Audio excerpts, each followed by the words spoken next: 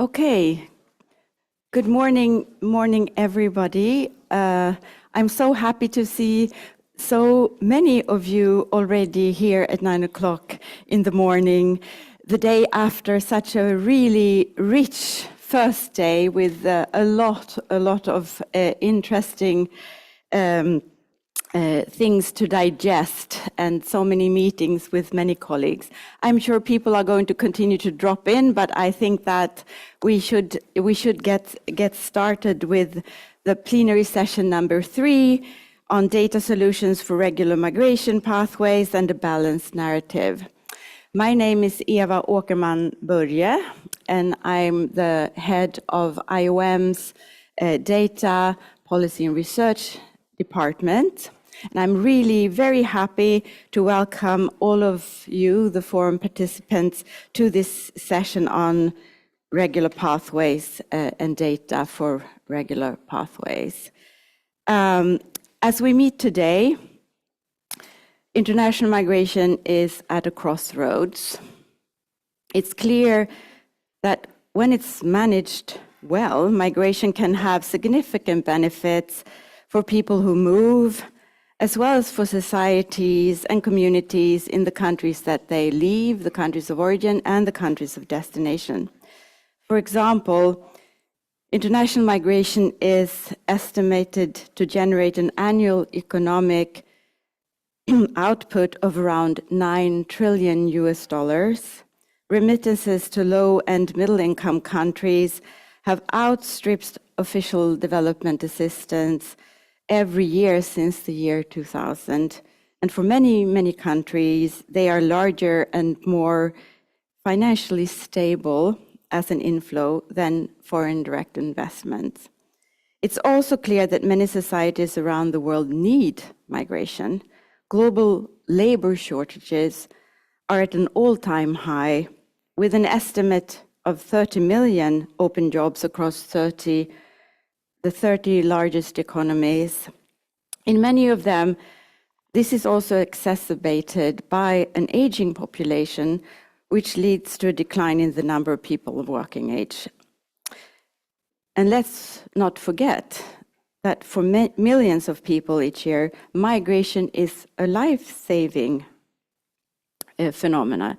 It enables them to move away from situations of conflict and instability, or from negative effects of disasters and climate change.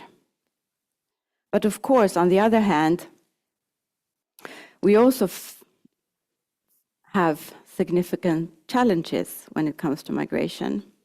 There is an unacceptable loss of life on migration routes around the world as people embark on dangerous journeys, often because they see no other alternative.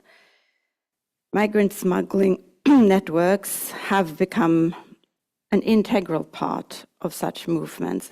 Human traffickers also frequently capitalize on the vulnerability and dependence of migrants in places of origin, transit and destination. And migration often feeds into public concerns and political narratives which shape policy, media discourse and social relations the world over.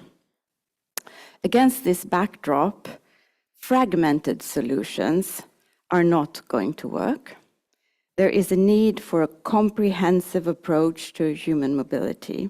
This is not only about matching labor market demands or workforce supply. It's not only about increasing border security or return. It's about understanding how those and other processes are connected.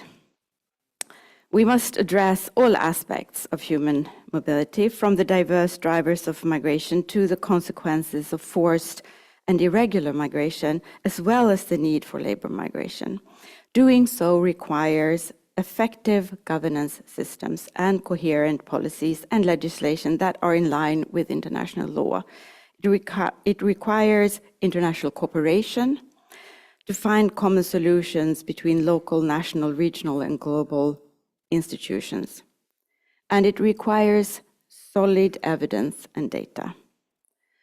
to identify and understand the challenges that we face, to monitor the effectiveness of the solutions we have in place, and to learn what works and contributes to development, and to know what can be scaled up.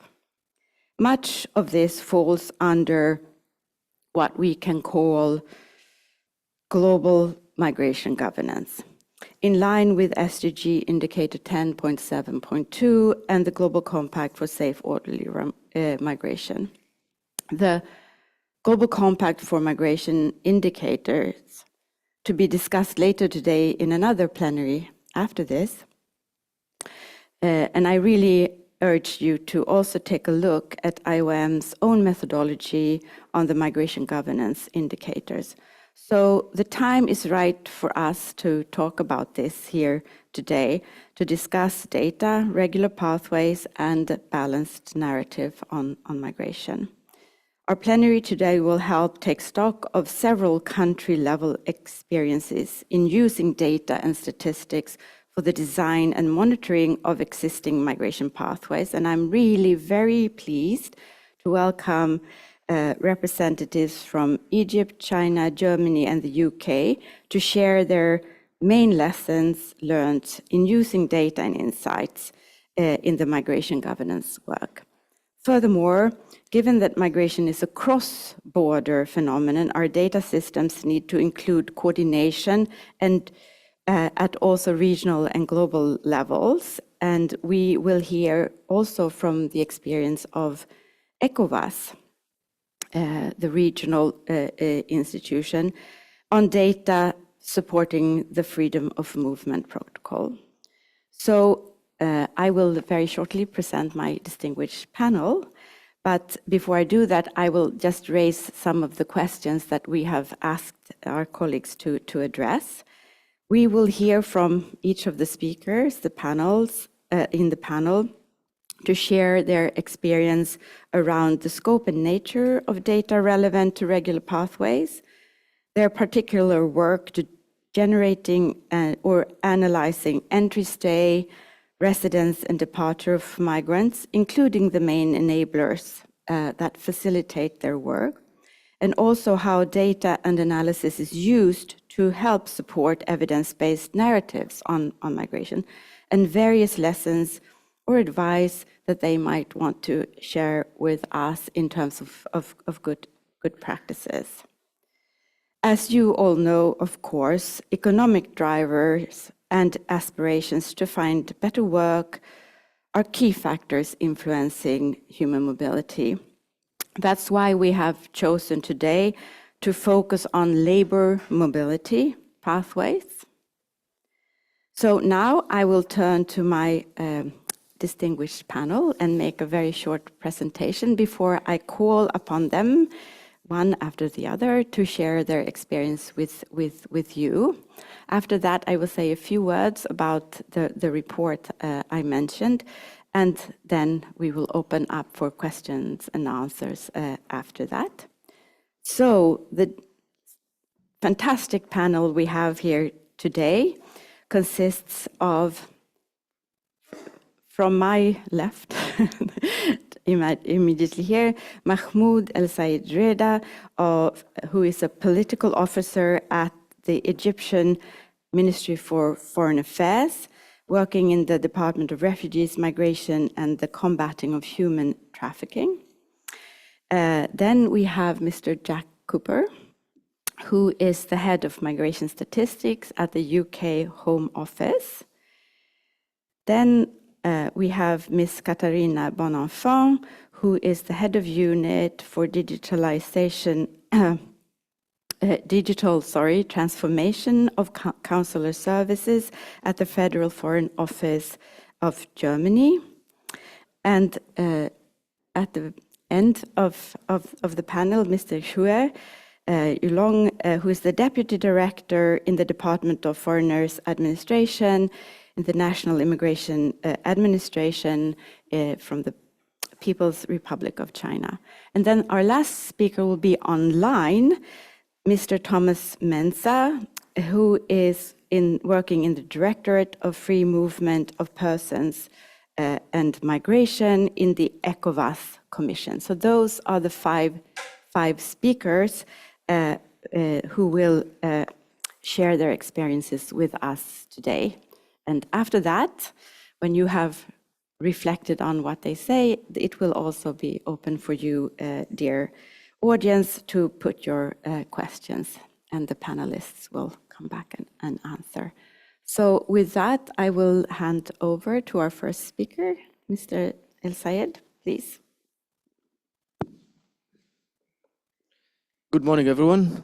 Thank you for the opportunity to contribute to this important discussion alongside with this distinguished list of panelists.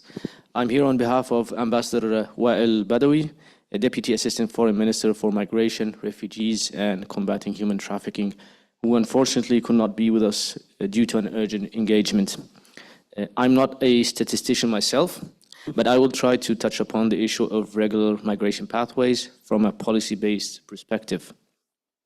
It is worth mentioning that in January 2020, Egypt hosted the second International Forum on Migration Statistics, which aimed to mobilize expertise from a wide range of disciplines, which explored innovative ways to measure population mobility and to generate timely statistics. Last April, Egypt also hosted the latest round of Khartoum process. Under the Egyptian presidency of the Khartoum process, Egypt underscored the importance of strengthening legal pathways for migration, facilitating labor mobility, investing in skills and development, and aligning migration strategies with sustainable development goals. Egypt has established regular migration pathways across the key areas of family, education, humanitarian, and labor migration, each governed by structured agreements and evolving policy dialogues. Regarding family reunification, Egypt has bilateral agreements, notably with Germany and Canada. These pathways have supported cross-border family cohesion and reflect a rights-based approach to migration management. Egypt plays a regional role in supporting assisting voluntary return, acting both as a country of origin and transit. We work closely with international partners to ensure that returns are conducted safely with dignity and in accordance with international standards. It is worth noting that the government of Egypt and the United Nations have partnered to establish the Joint Platform for Migrants and Refugees, launched in November 2021. The aim is to better identify and respond to the needs of migrants and refugees, mobilize additional resources, and enhance coordination among development partners in Egypt. Accordingly, the joint platform strives to support and scale up the assistance and protection modalities and support public services to migrants, refugees, and their host communities. The initial task of the joint platform is the development of a common conceptual framework for migrants and refugees in Egypt that include a common situational analysis of migrants, refugees, and persons of need in for international protection, and an assessment for institutional capacities and the policy context, and mapping of needed resources and funding sources. Student mobility has well-established routes to Egypt for students from various countries in Africa and in Asia, and even a smaller share of European nationals. Egypt also has an ongoing student mobility program with Germany, France, UK, and many more countries, which offers scholarships for various fields and levels of education and training. Student mobility often opens horizons to long-term mobility, especially labor migration. And on that specific topic, labor migration, Egypt has established several active bilateral labor migration agreements with the European countries, aiming to regulate labor flows, enhance vocational training, and combat irregular migration. In addition, Egypt is a signatory of a number of bilateral agreements focused on social security of workers with Cyprus, France, Greece, Morocco, Netherlands, and Sudan. These agreements reflect Egypt's strategic approach to managing labor migration, focusing on regular pathways, vocational training, and international cooperation to address both domestic and international labor market needs, all taking into consideration balancing the needs of active labor corridors while avoiding brain drain in the country. Hence, the focus is on investing in education and training institutions is a more impactful approach. According to the ILO, which helps with skills recognition, renders mobility schemes and more effective and inclusive. And here I would like to highlight some key initiatives with some EU countries. We have cooperation schemes with Italy, Germany, and Greece. Regarding the cooperation ongoing with Italy, we have a 2011 signed memorandum of understanding that focuses on vocational training and establishment of coordination office in Cairo to manage the selection of potential migrants to Italy. We also have the 2023 Talent Partnership Program as part of the EU's Talent Partnership Initiative, where Italy has collaborated with Egypt to enhance legal migration pathways. This includes the creation of the Italian Employment Center aimed at vocational training in the field of tourism and hospitality. With Germany, we have a bilateral dialogue on migration since 2017, with emphasis on cooperation on migration issues, including professional training for youth and support for the Egyptian education sector. We also have the Egyptian-German Center for Jobs, Migration and Reintegration, which is launched in 2020. And finally, we have the TAM project, which stands for the Towards a Holistic Approach to Labor Migration, Governance and Labor Mobility in North Africa project, funded by the EU and Germany. And with Greece, we have a bilateral labor migration agreement signed in 2022, where 5,000 seasonal farm workers go to work in Greece based on a circular migration model. I would like to quickly touch upon a couple of points regarding the link between our work at the Ministry of Foreign Affairs and the work regarding data statistics. So recently, the Ministry of Foreign Affairs and the Ministry of Immigration and Egyptian expatriates have merged together to form one ministry. This ensures that the ministry has a holistic view of migrants' mobility. The ministry coordinates with various national and international entities on many fronts: political, economic, and even technical. All stakeholders share with the Ministry of Foreign Affairs their priorities, needs, and requests, and the ministry plays a convener role to transform such data into a policy-making tool. Such inputs come in various forms, such as policy briefs, figures and statistics, research papers, or even bilateral correspondence. The Ministry of Foreign Affairs itself is a unique source of data with regards to expatriates, for instance, relying on embassies and consulates abroad regarding the number of Egyptians working abroad, professions that are high in demand, academic majors that students specialize in, and the number of postgraduate students studying abroad. As such, generating and analyzing data is almost a day-to-day activity embedded in our work.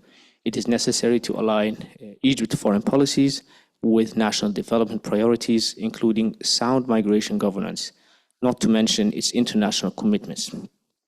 I will conclude by saying that Egypt is a champion GCM country with the first objective focusing on collecting and utilizing accurate data as a basis for evidence-based policies. Thank you.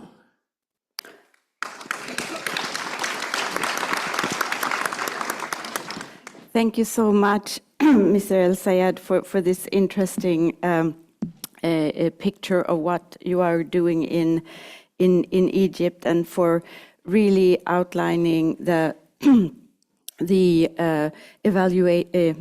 evolution, what's the word I was looking for, in the work that you're doing on labor migration pathways with your bilateral labor agreements, but also underlining that there's a sort of enhancement possibility of improving how these work in terms of social security and other types of ingredients that I think are important that we are looking at. It's about also the quality of what these regular pathways looks like.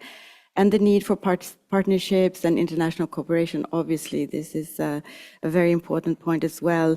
And also the need for improved coordination within the government and involving ministries of labor, ministries of education in the bigger picture of connecting this. And of course, the enhancement of regular pathways also to have a positive effect on development. So thank you so much for that.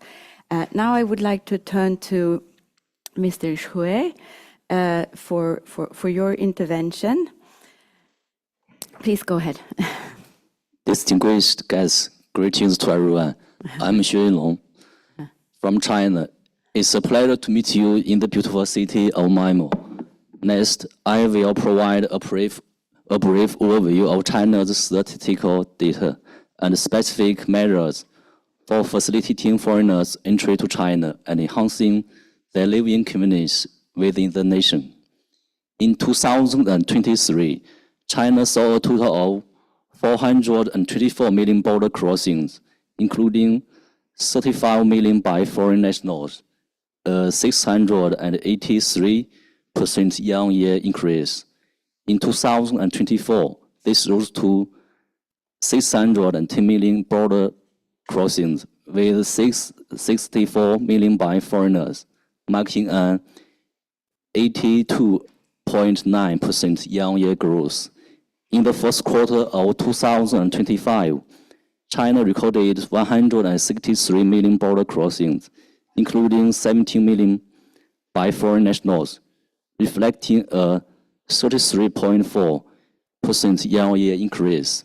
Overall, the number of foreigners visiting China is experiencing a rapid growth trend and is gradually returning to the levels observed in 2019. In the future, with the introduction of various facilitative policies, the number of foreigners entering China is expected to constantly increase. To enhance the convenience for foreigners visiting China, we have been actively optimizing visa policies, enhancing visa-free agreements with additional countries, streamlining visa processing procedures, and reducing processing times. Currently, China has established visa exemption agreements encompassing different categories of passports with 157 countries and has implemented comprehensive visa exemption agreements with 29 countries. Unilateral visa-free policy has been introduced for 47 countries, allowing visa-free entry and stay for up to 30 days. Moreover, the transit visa-free policy has been extensively relaxed and optimized, extending the stay duration to 240 hours, increasing the number of applicable ports to 60, and expanding the stay activity areas to 24 provinces. According to statistics, in 2024, there were 20 million foreign nationals entering the country without a visa, a year-on-year increase of 112.3%. During the first quarter of 2025, this figure reached 5.9 million, a year-on-year increase of 310%. During this period, the number of inbound passenger flights increased nearly 10% month-on-month, while visits by foreign nationals to popular tourist destinations such as Huangshan, Wuyishan, and Zhengyajie rose 21.6% year-on-year.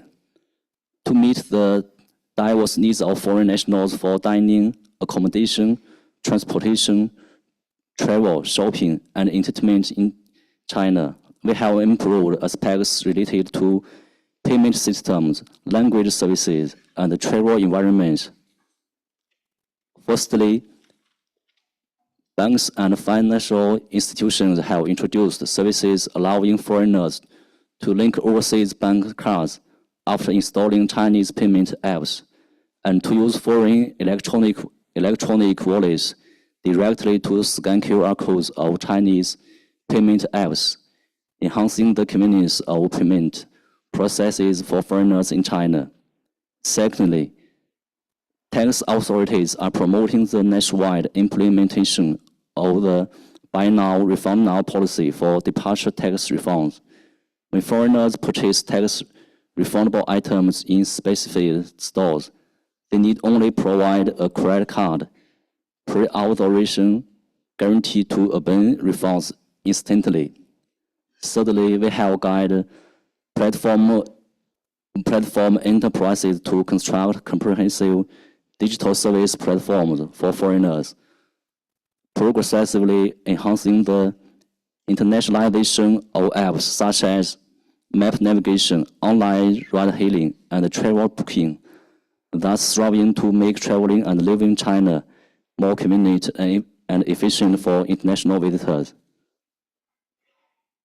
The National Immigration Administration of China is committed to constructive participation in issues related to immigration data collection and analysis, contributing positively to the field of global immigration governance.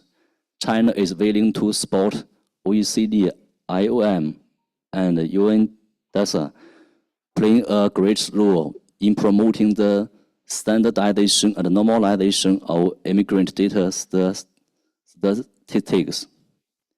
Finally, we wish to take the moment to sincerely extend an invitation to all our intimate guests. Please feel welcome to visit China. The National Immigration Administration of China is ready to provide all necessary assistance. Thank you.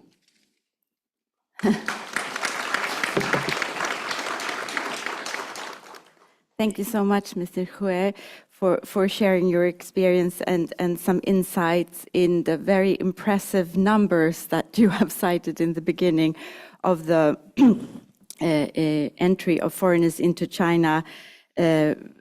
These are very large numbers, and of course I really understand that optimizing policies and reducing processing times are very important when you have such a large caseload, and also facilitating the travel arrangements and the visa-free policies that you were also citing. Of course, it's also a question, and I think we might come back to that as well, on the facilitation of housing, language training, and other services. So thank you so much for that. And now I'd like to turn to Ms. Bonenfant for your intervention from a German perspective. Please go. Thank you very much, and good morning, everyone. I'll be speaking about what's difficult in practice when it comes to visa and in general in consular work. So what are the challenges we're facing, we try to address at the moment from a perspective of the German Federal Foreign Office. First, of course, we're dealing with a fairly large consular network. We have 167 missions dealing with visa. We have 53 application centers by external services providers, so more than 200 presences worldwide, which need to be organized and handled. We have a fairly high demand. We have around 400,000 applications for national visa per year. We have around 2.5 million for Schengen visa. So we're handling around 3 million, but more than 3 million applications per year.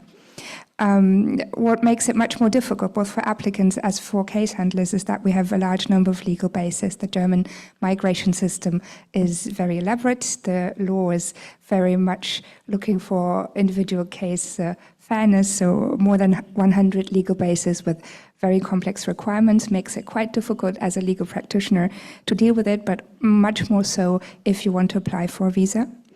And of course, if you want to apply for a visa, you need complete, coherent, and credible documentation. All three criteria may present difficulties in practice depending from where you're coming and what your personal situation is. Eventually, of course, as a Ministry of Foreign Affairs and having to deal with these figures, we need to make efficient use of our resources. We need to match demand and capacities, which is quite difficult since we send people abroad. We post our colleagues normally in places for 3 to 4 years, and it's quite difficult to move people to another country if the demand happens to increase in a different place.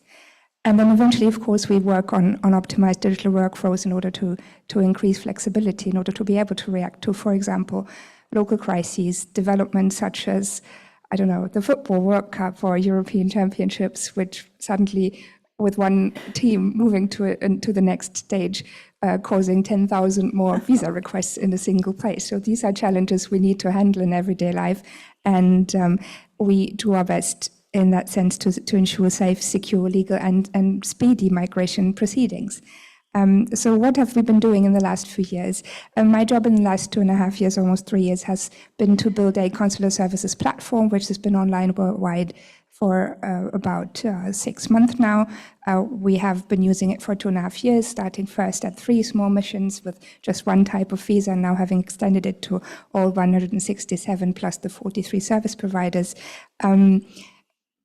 People need to find their way to file for a visa properly. So we included simple fact-based orientation instruments. We do not require people to understand all the specificities of 100 different legal bases.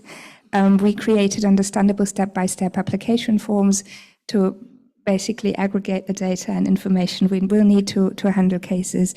We worked with embassies to create standardized sets of documents. It's not very simple. It sounds simple because of the law is the same everywhere, but documents will have a different name, will include different information in different places. And in order to have this complete set of information that we need in order to decide on a visa request, it actually means that we have to adapt all the different application forms to every single one of the 167 missions. So that was quite a bit of work, and it means we have a fairly complex system we're handling.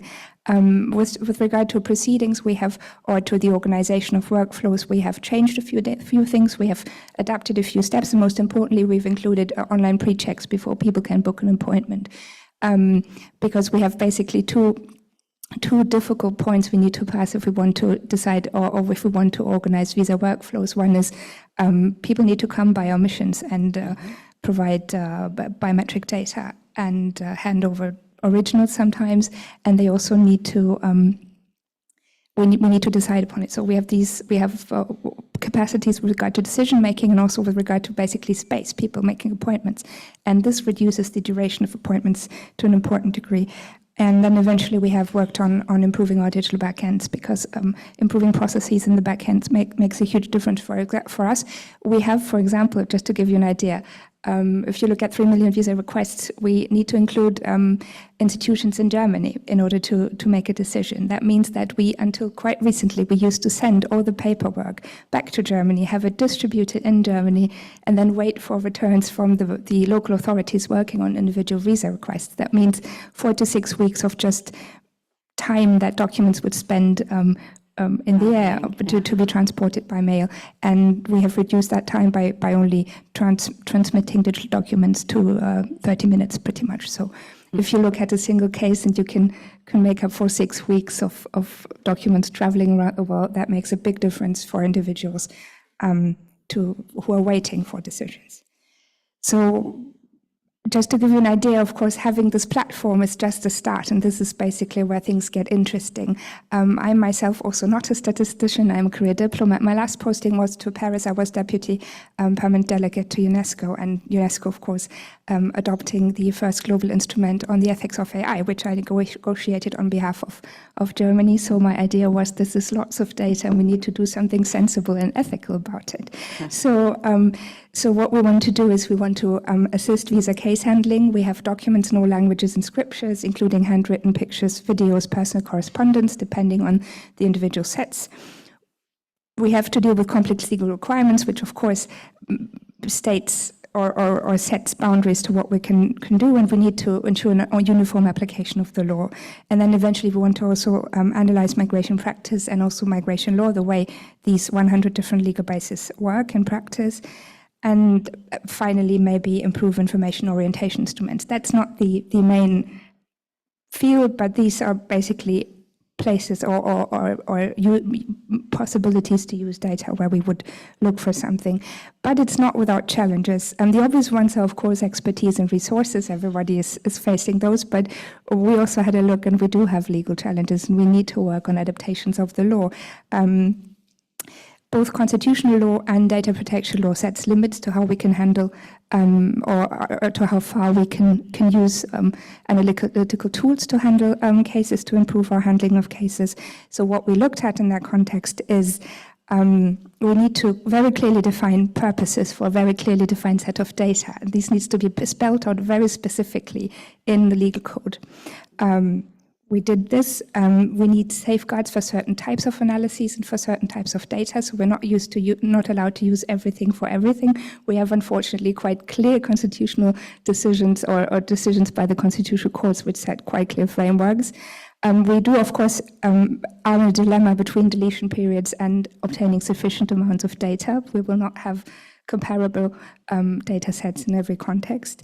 And then, of course, anonymization would be an easy thing, but when you have to decide on visa, everything's in a name. If you look at coherence and understanding whether a set of documents is credible, the name is really carrying key information on ethnic origin, religion, all sorts of things, depending on region. For example, if you look at my name, you can see my last name is French. So I am, as it happens, the outcome of skilled labor migration, my father being French.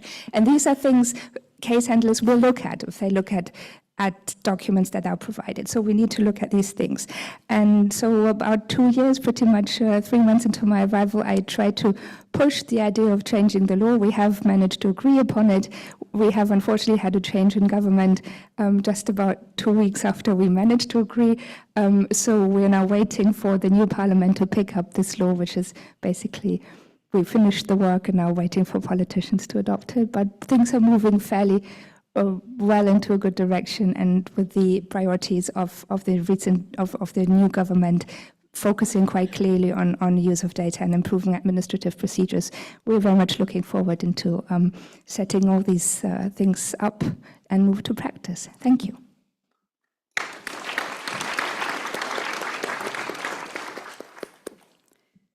Thank you so much for this experience in the work that you're doing with the digitalization of the visa application system in Germany. I think this is a very interesting case in point on how we strive to improve the systems that we're working with. And you mentioned the need for flexibility and speed, but also, you know, the harmonization and a standardization of the process to make it more fair and clear.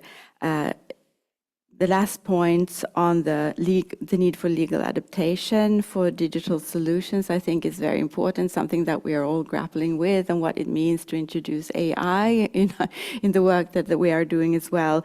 I think that these are challenges that we are going to continue with when it comes to data use in general. And of course, you also mentioned the need for everything we do to sort of enter into the political democratic decision-making process, and that is another important part of this puzzle. So now I will turn to Mr. Cooper. Please come up and take the podium for your presentation. Good morning, and it's a pleasure to be able to speak to you all here today.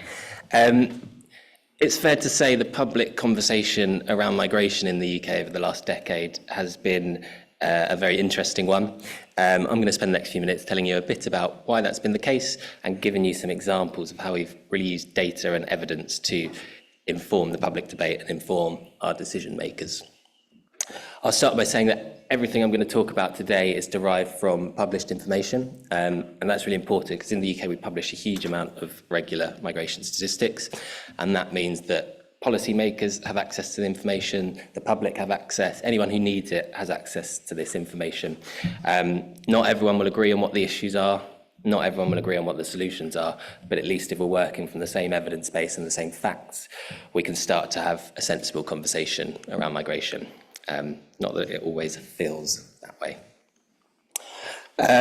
So let's start in June 2016, when the UK voted to leave the European Union, ending freedom of movement and marking the biggest migration policy shift for more than a generation.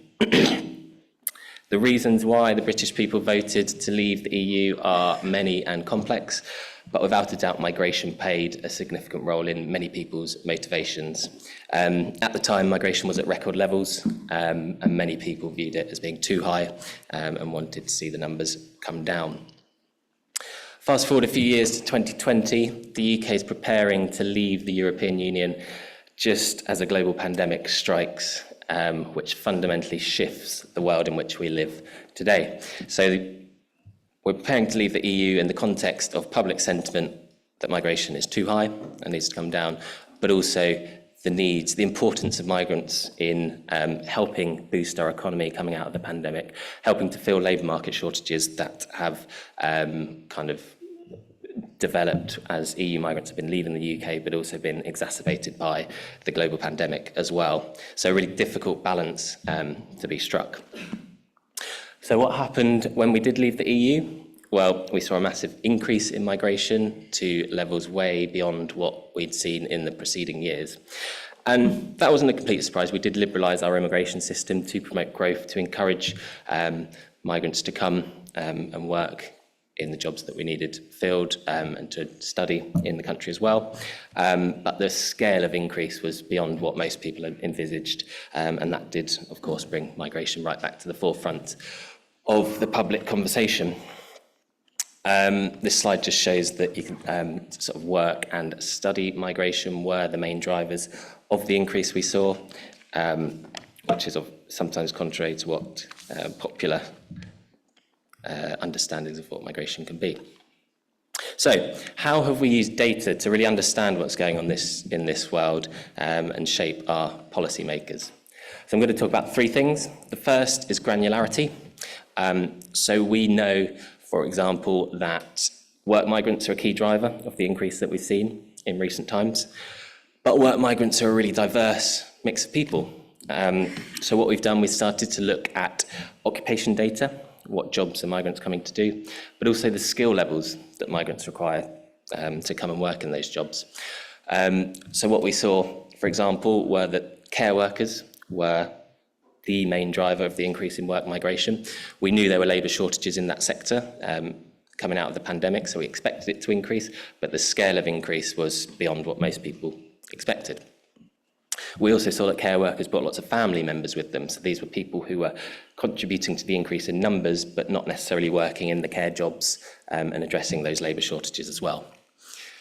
The other thing we saw was a sustained increase in migrants coming to do semi-skilled jobs. And in the context of really high levels of migration, this is an area that many people would think these jobs could be filled by the domestic workers, or we could at least train domestic workers to do some of these jobs. So this meant that we introduced some policy interventions that targeted specifically the care sector and targeted semi-skilled migrants, which, as you can see from the charts, have led to a fall in the numbers without kind of restricting employers' abilities to bring really highly skilled migrants and fill jobs that are really hard to fill from the domestic workforce. So that's a bit of insight to how we've kind of thought about new migrants coming in from overseas. But what about those that are already here, those that are already in the UK? How do they feed into this picture? So when we left the EU, we introduced what's known as the graduate route. So this essentially allows students to stay in the UK for 2 to 3 years once they've completed their studies, to work, to study, to experience life in the UK. And this has been linked to some of the increase we've seen in student migration in the UK. So there is a bit of scrutiny on the route. But what we've done is we've used longitudinal data to understand the impact it's had on how long students stay in the UK. So historically, students have been very temporary in nature. They come to the UK, they study for a few years, and then they leave.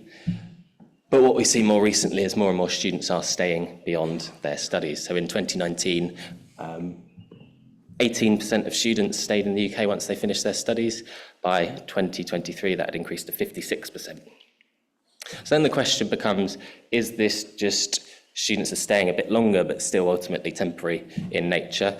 Or is it indicative that they're going to be staying longer, staying permanently?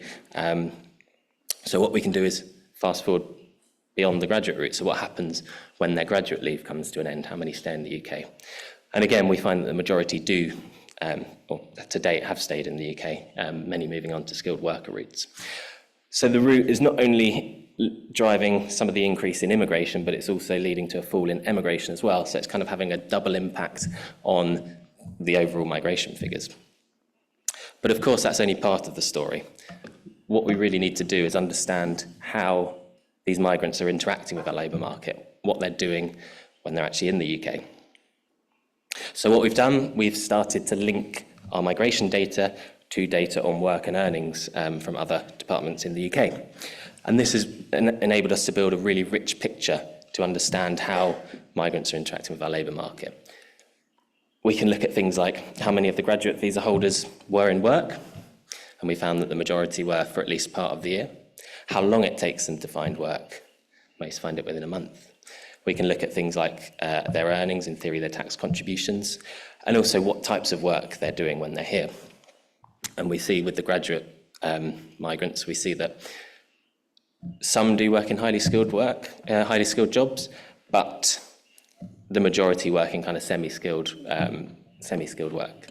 And that's really important in the context of an immigration system that's just put restrictions on overseas migrants coming to the UK to work in semi-skilled jobs, because what it means is that employers have a pool of migrants already in the UK who they can start to call upon to do some of these jobs, migrants who are willing and ready to work, migrants who are really highly qualified.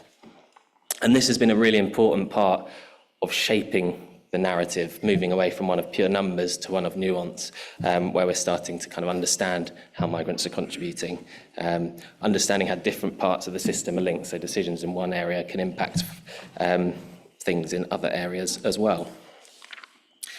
So to finish, I think the challenge for all of us in this room really is thinking about how we can, not only how we can enhance the data set, the evidence base, how we can move beyond the realms of migration into the labour market, into our healthcare systems, into our education, to really understand how migrants are interacting with the society.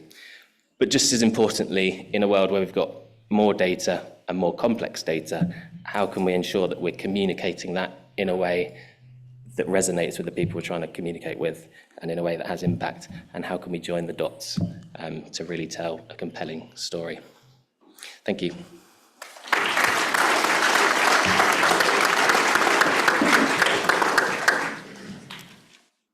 Thank you so much for sharing this information and experience in the work that you've been doing, and looking at the use of migration data. I think that what you said at the very end resonates very much with me, because I think it's also about how to link migration data with other policy areas to really understand what is happening, doing the connection and doing the broader analysis from a societal point of view, connecting it to other areas. And of course, as you said, how we communicate it to the general public, but also maybe to our colleagues in other departments or institutions that will influence policy making going forward to have important impact. So thank you so much for that. And now I would like to turn to our last speaker, who I am very happy to see online, and that the connection has worked. So I would like to now hand over to Mr. Thomas Mensah, from the Directorate of Free Movement of Persons and Migration in the ECOWAS Commission. Thomas, you have the floor. All right, thank you very much. Good morning from Abuja, and I hope I'm heard loud and clear. Yes. All right, thank you very much. So basically, I'll just walk us through a brief of the ECOWAS Free Movement Protocol, and then how data is being used as a leverage to facilitate cooperation among the migration corridors that we have within the ECOWAS member states. So basically, the ECOWAS flagship protocol was established in 1979 and then later revised in 1985.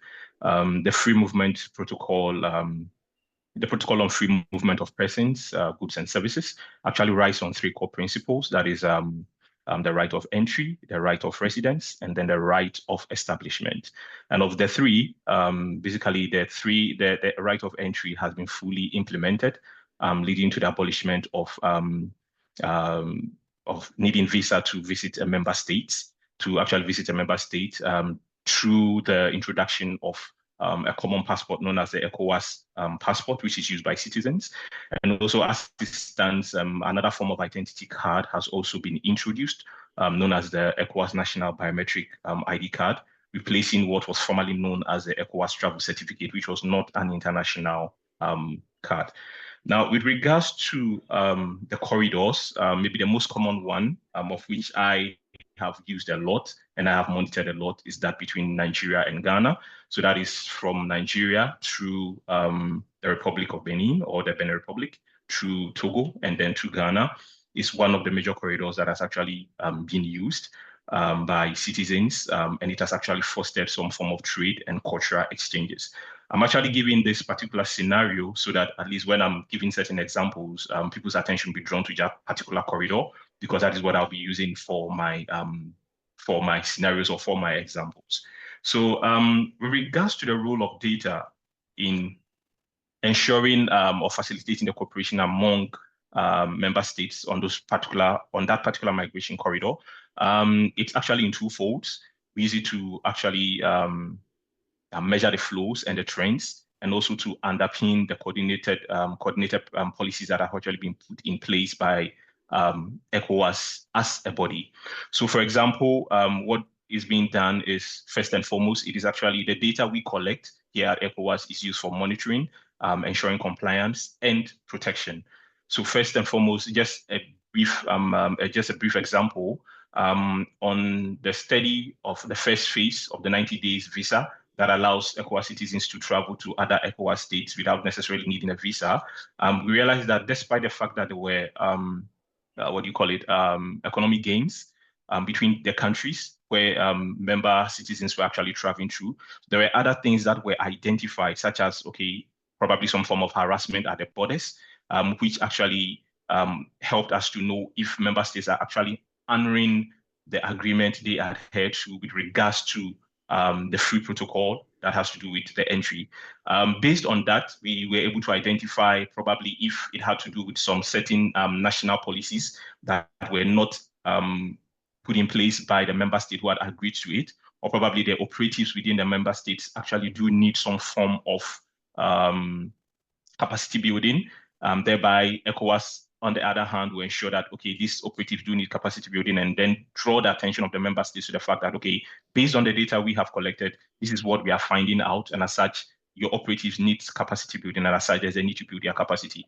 On another note, the real-time periodic flow data helps the Commission to spot surges in movement of people, probably, or maybe a decline in the movement of people. When there's a surge, then at least ECOWAS would be able to identify that, what exactly is creating a surge from this particular country to this particular country? Is there something to do with climate? Is there something to do with some kind of insecurity? Is there something to do with some kind of policies being put in place by member states, and as such has caused people to move from one particular location to the other?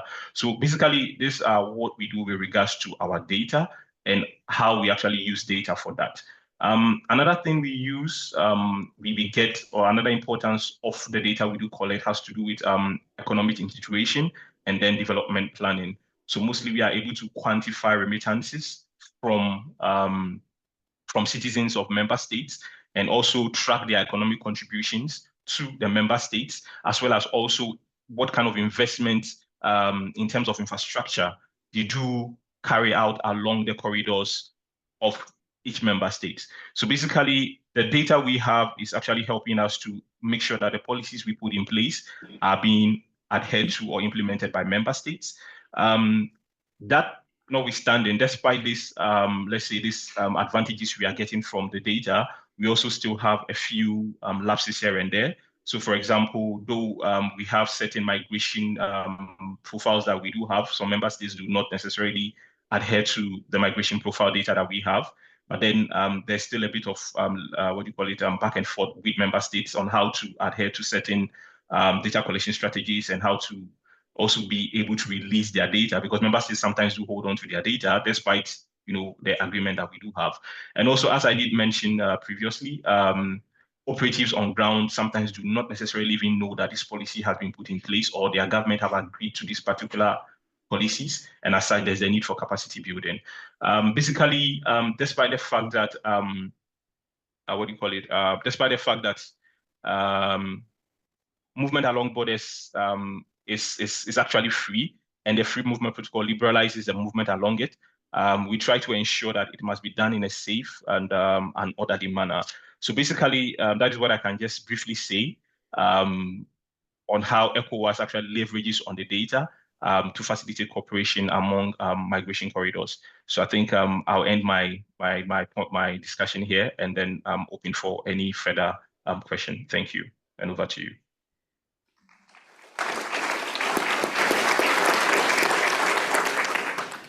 Thank you so much, Mr. Mensah, for sharing the ECOWAS experience, which I'm sure could have taken many hours of presentation in such a short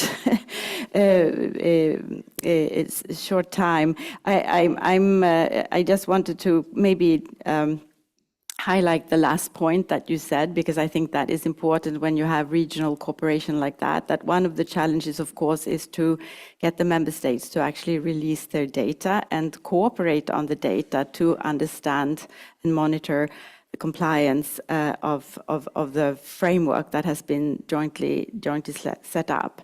And also, of course, I think it's important, an important point that you use the migration data that you're collecting also for development planning to track also economic impact that this free movement protocol has on the member states.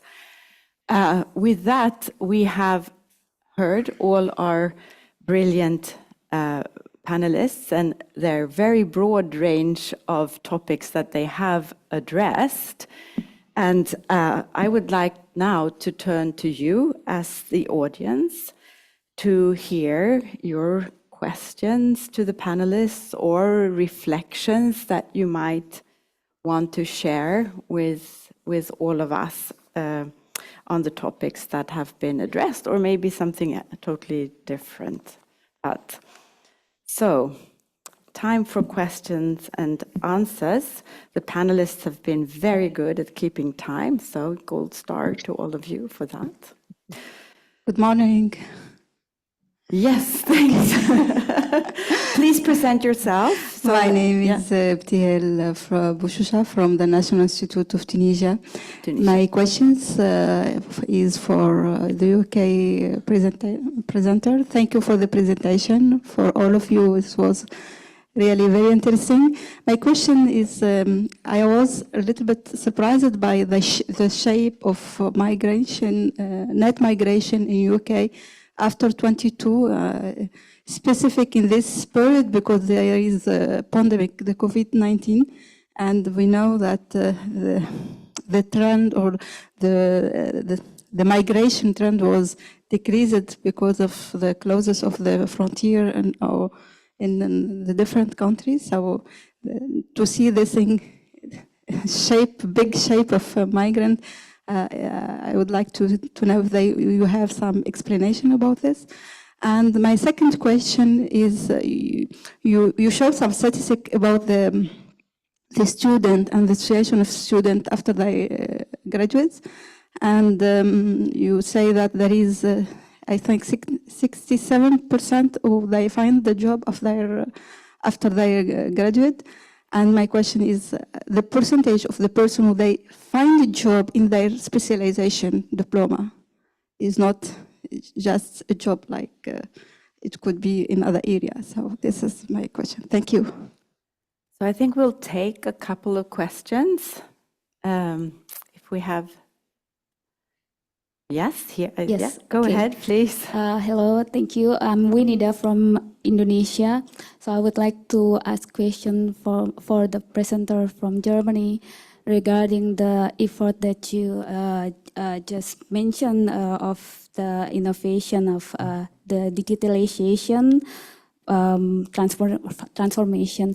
So I would like to know whether you already have analyzing whether this effort reduce the irregular migration path towards Germany, or it's another another way.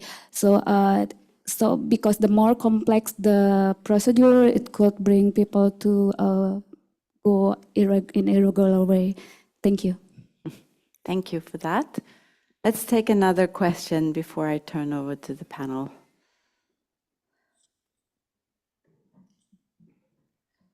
I have a question here. Yeah, Mike is arriving. Thank you very much. One question from online presenter. Thank you very much for presentation from the ECOWAS perspective. Obviously, the free movement protocol in the ECOWAS makes it probably a bit more difficult to monitor flows as people can move in the region freely. So how can you monitor movements in this context? In the EU, with very sophisticated statistical systems, sometimes it's difficult to identify free movement, so would be very interested to hear from you. Very interesting presentation from the UK. Thank you very much. I know one of the challenge in UK statistics has been to estimate net migration. What have you done and what do you think can be done to better estimate net movements in a context where entry-exit is not always full coverage? So I think it would be very interesting to know that. And maybe one question to our Egyptian colleague as well. You mentioned emigration of Egyptians abroad. A lot of Egyptians are going to Gulf countries where statistics are not always perfect. How can you monitor out-migration of Egyptians, notably to GCC country in a context where cooperation with country of destination is not so easy? Thank you so much, Jean-Christophe Dumont from OECD. Yeah. Okay, let's turn back to the, please continue to think about your questions. I will turn now a quick round to the panel. To, I think the UK, you got, Jack, Yes. representing the UK.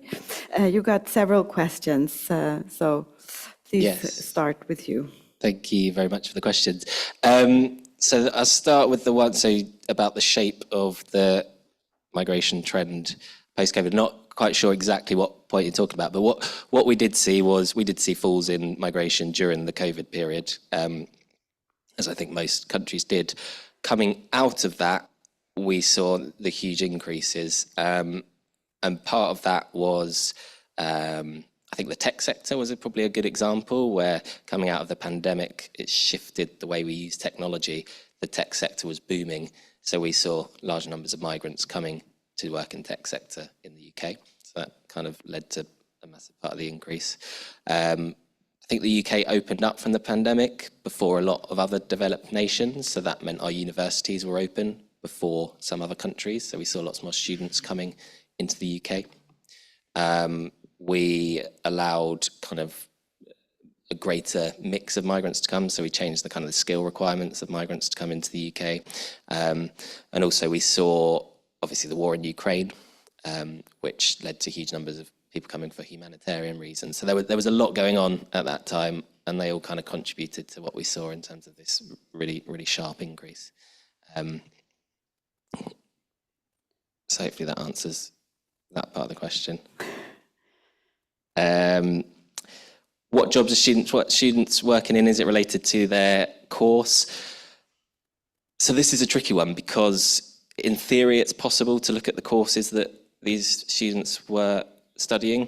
Trying to make sense of that data is really complicated, because if you look at the course names, you can have multiple disciplines, you can have different types of science. So trying to map what they studied with the profession is really difficult.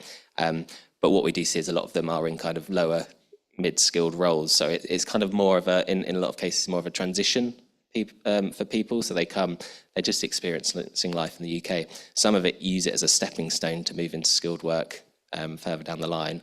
But many of them probably won't be working in the, at least initially, in jobs related to their discipline. Shall I go on to the Yeah, and then there was the net migration question. one. So I've actually got colleagues up there who produce the net migration statistics, so I better be careful what I say. So what we do in the UK, we used to use surveys to estimate net migration to the UK. They were increasingly problematic. We saw with, when we looked at census, our 10-year census, adding up the migration numbers to the population numbers that we saw in the census, we were getting some discrepancies.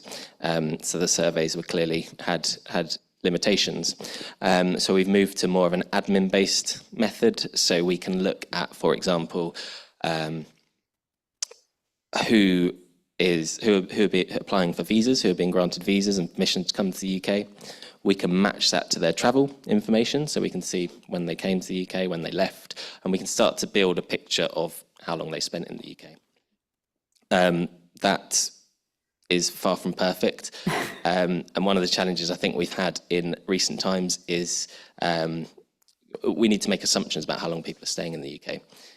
As we've come out of the EU, as we've come out of the pandemic, there's been so much uncertainty around what that means for migrants' behaviours. Traditionally, students, for example, we've seen many of them are very temporary, but actually now they're becoming more and more permanent.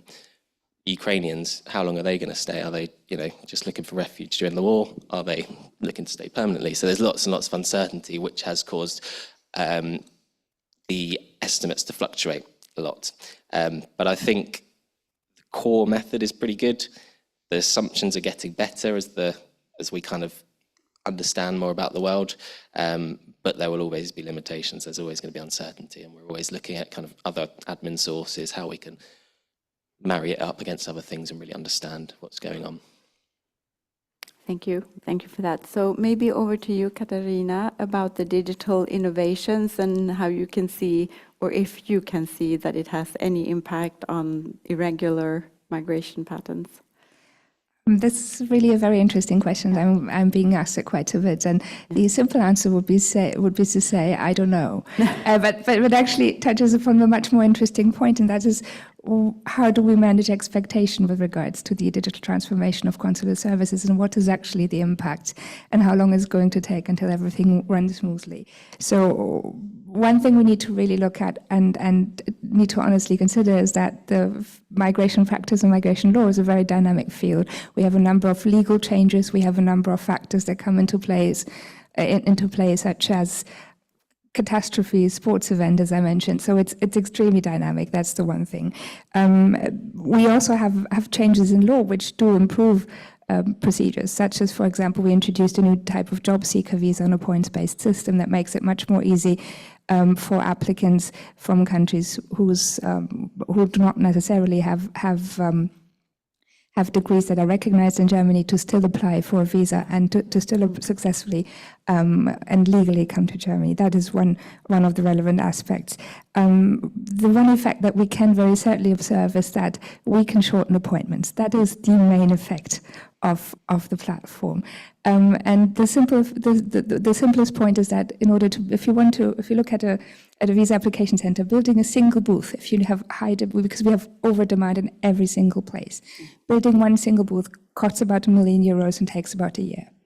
And being able to reduce appointment time from around 20-ish minutes, 22 minutes, to 7 to 8 makes an enormous difference in practice. And that is for a simple type of jobs of skilled labor visa. If you look at complex cases, we expect the impact to be even more important. That makes a huge difference with regard to just organizing our processes. And workflow is all the difference in that sense. The other point is that with regard to the very high demand we have in literally every single place, what is the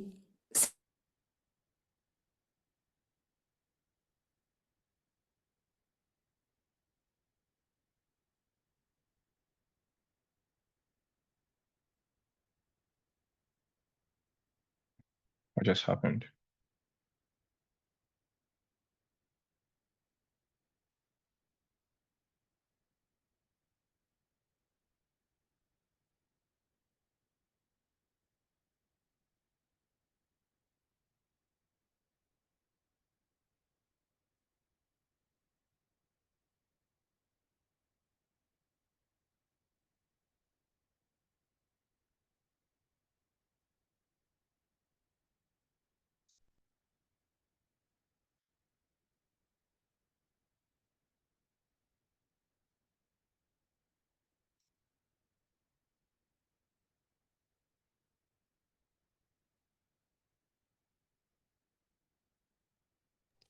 2, 3. Just to confirm, we've lost the signal from the venue.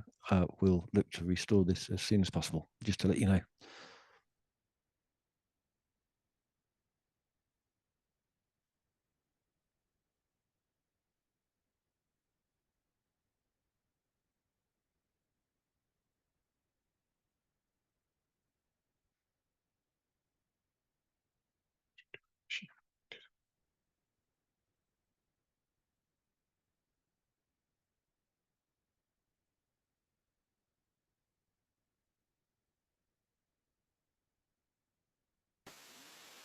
Enter.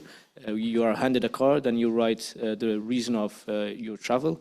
And this is also data that could be leveraged and captured and used later on for statistics. Thank you so much, Mahmoud. I was just checking if we still have our colleague from ECOWAS online, but we're not. No, not. We'll try to reconnect him for the question that he had. So in the meantime, I think we'll take another round of questions. So who would like to come in? Yes, we have one over here, and the mic very close. Great. Thank you very much. It's for the German colleague. Normally, the normal checks and procedures in Germany. So when you do the visa application, it will have to come, but the security checks will go straight to the federal police, and you will have an immediate back checks. But the problem, what I am asking is, because normally things in Germany take a long time. Just try to get a passport. It will take you, what, 6 weeks normally? So this is the reason why I am asking, because right now, with the border controls introduced by Germany, the police has been deployed everywhere. And I don't know if that will have an impact on the verification of security checks. So my question is, how do you guarantee that you get the security checks on time to grant the visas? Can you please present yourself? My name is Adolfo Samarivas. I work for EMN Luxembourg. Okay, good, thanks. Next question. Hi, thanks for your presentations. I'm Andrea, I am from the University of Oxford. So my question is basically how to incorporate in the systems, because we have been talking about how to get visas from individuals' perspective, but then there are a lot of non-individual agents which play a big role in the systems, like those who employ migrants. So unfortunately, in the UK, it happened with care workers, that some people who were employing or were facilitating the visas for individuals weren't, I don't know, weren't checked properly, I don't know, which created a series or a scenario in which even care workers arriving in the UK didn't have enough or didn't have the promised jobs for which the visas were granted. So how to incorporate checks or how to avoid that the regular system is managed by agents that end in in bad make people end in bad scenarios in the destinations in your countries. Thanks. Thank you very much. Have a question here in front, please. Thank you very much. Exciting discussion. Learned a lot, even though in migration for quite some time, Marina Manke from IAM. Something what actually I started working on in our organization in 2004 on data. And we were promoting and have continued to promote collaboration across countries, regional coordination, cooperation. We'll have a session on partnership later today, but maybe specifically to the colleagues from China, if you could maybe, because that's a region which is coming so clearly on this plenary, and it's Asia Pacific. It's a very interesting region and has specifics. In your experience, are there some initiatives to start working with the country of origin for China So to promote better understanding of migration before migrants actually arrive, so or facilitate, develop those pathways, so in collaboration between specific countries of origin. So in China concretely, and maybe any other colleagues who are here on the plenary, Thomas is back online, spoke about that, regional context, but maybe specifically in your experience, are there some initiatives, ASEAN, APEC, where migration, data sharing migration becomes something the governments are working towards? Thank you. Thank you very much. So I'll take the opportunity of having Thomas back online. I do not know, Thomas, if you had time to hear the question that was directed to you from Jean-Christophe about how to monitor the flows in a free movement arrangement where you then theoretically have no checks, border checks. How has that built into the system? So I'll give you the chance to respond to that, please. All right, thank you very much. Okay, so with regards to how we monitor movement along our corridors, it's actually primarily through established national monitoring units along the border post and along key routes, as well as through ECOWAS interconnectivity systems and trade facilitation programs. Also, we actually look out for monitoring roadblocks that are actually put in place to monitor movement of people. Yes, I do believe and I do understand the fact that, yes, we have porous borders where people can actually do walk in. Nonetheless, we still also rely on member states to be able to try as much as possible to ensure security along their border posts, thereby sharing with us whatever data they do have. As it stands, we do have national data working teams in each member state who gather data at the national level, and we also have a regional data technical working group, which also collate whatever data that is being collected. Aside that, we also rely on national censuses that is being carried out and surveys that member states also do carry out to ensure that we get to know how people are actually moving through and fro each country, and also to get to know who is within the country at a particular point in time. As it stands, we also have, there's this EU ECOWAS project known as the Support to Free Movement of Persons and Migration in West Africa, of which ECOWAS is getting support from EU and also coalition partners such as the IOM, ICMPD, and ILO, to also track and also have migration data being incorporated into what we do. The first phase of that project didn't have anything that has to do with data because I don't know why, but then the second phase has something to do with data because they realized that they needed evidence to back whatever policies they need to put in place. So basically, that is just one of the ways to actually monitor and also collect our data.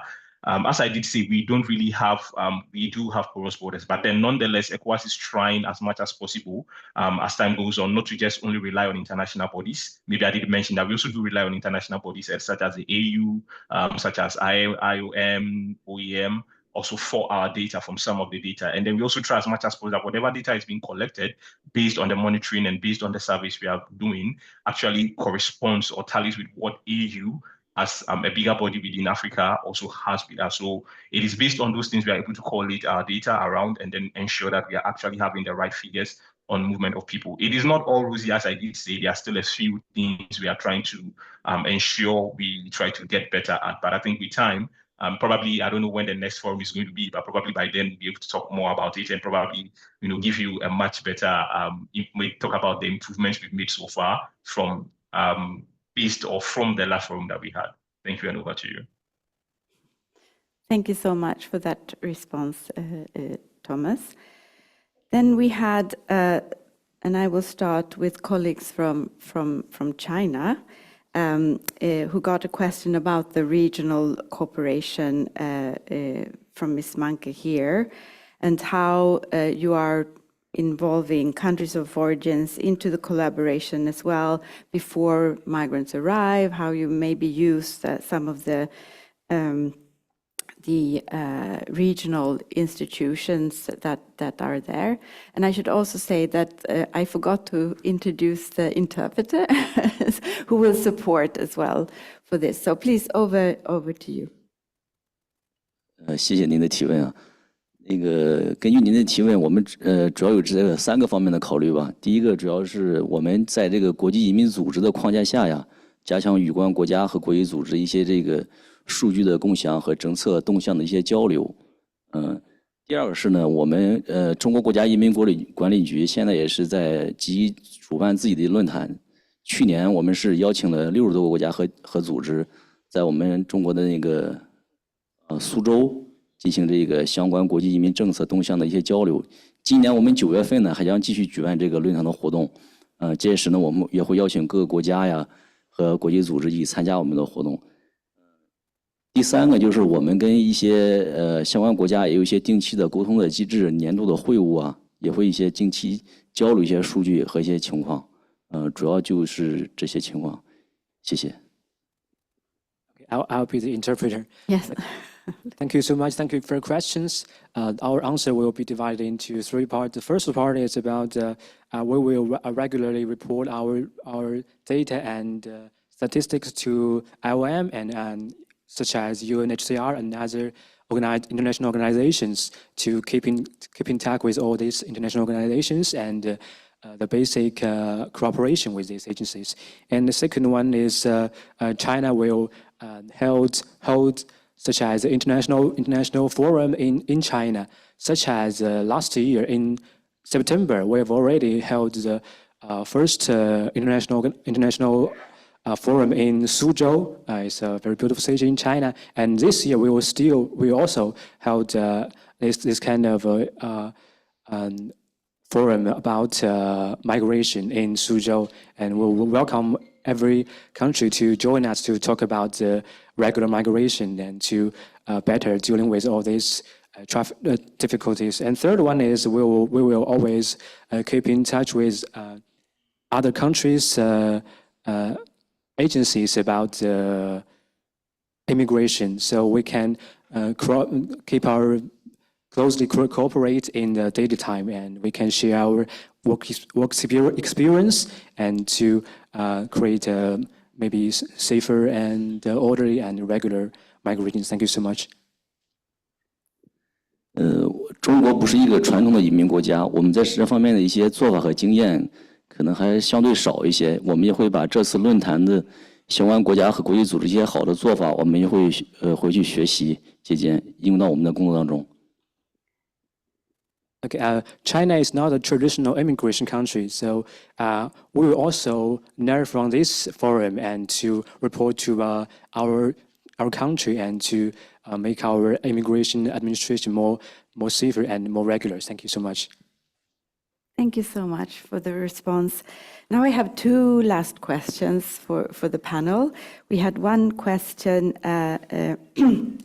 about the UK and how to understand how to make sure that job offers are serious offers and that the agents that are recruiting and facilitating are bona fide actors, etc., etc.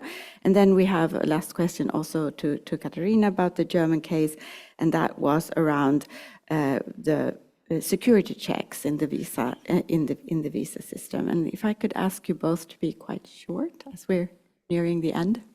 Yeah, sure. Few quick things. I think in the case of the care sector, I think monitoring the numbers is one part. In the case of the care sector, the increase was so much more than what people expected that it brings that scrutiny that we can start to question whether people are coming for the purposes they say. The second, we can start to build some metrics. So we have employers, we monitor employers, and same with educational institutions, of the migrants that they're bringing to the UK, how many end up in the asylum system, for example, how many end up in human trafficking circles, a whole load of metrics which give us an indication of which sponsors, which employers, educational institutions might not be, have migrants' best intentions in mind. But data can only go so far. I think we need to rely on our Intel colleagues, people who are on the front line and kind of working with migrants, working whether it's in enforcement or kind of supporting migrants. We need to make sure that we're communicating with them, with our policy colleagues who work with the sector. And ultimately, I think it's a political choice of risk. Like if we're putting more checks in place, it comes at a cost. So there needs to be a decision about where it's worth putting those additional checks in, where it's not. Thank you. Please. Thank you. Actually, both questions are much more closely connected than one would expect, because it is undesired effects of course, that occur in the process. One aspect, for example, with patterns of abuse, such as with regards to employers, that is it's a similar challenge, is also one of the challenges we addressed when creating the services platform.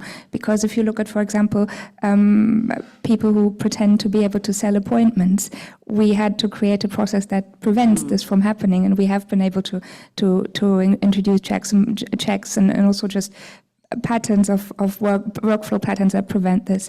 With regard to integrating our internal authorities, that is quite a similar aspect, because it's all about creating sensible workflows. The federal police are themselves in charge of having sufficient personnel to answer for the requests they get. This is a half automatized system, so we do of course have databases where we do get immediate replies. We might have some cases where we will have additional questions also to other security services which need to be addressed, but this normally works pretty much automatized through interfaces, so I'm quite optimistic that border controls should not affect it. But of course, for individual cases, we never know. It is a complex question. Same, also connected to the question how this affects irregular migration. It is the factors that might affect or might make people decide whether to file for a visa or whether to try it in different ways are way too complex. So we can only try to improve every single step on the way to make it easier and to abide by the legal frameworks that exist. Thank you. Thank you so much, Katarina. And before we thank our excellent panel, I'm going to also take the opportunity of my role as moderator just to make a very small pitch for an upcoming IOM product, which is our third edition of our Migration Governance Insight series, which is, and the reason I want to mention it here, of course, is that it's the first globally comparative assessment of labor migration governance. And it builds on data that we have collected through our Migration Governance Indicators program from 110 countries and 96 local jurisdictions. And I'm not going to, the report is not published yet. It will be launched and published in September, but we have an executive summary that you can, I think we will have a QR code on the screen. It's there. Oh, I didn't see it, sorry. Yes, here it comes. So, and there are lots of interesting findings in this report. I am not going to, for time reasons, not starting to enumerate these findings, but it really makes a strong case for data-driven governance, and that it's not only possible to sort of essentially maximize the benefits of migration and minimize the risk, but it's a necessity to use this type of data for that. And maybe the important finding also for this forum is that data gaps remain significant.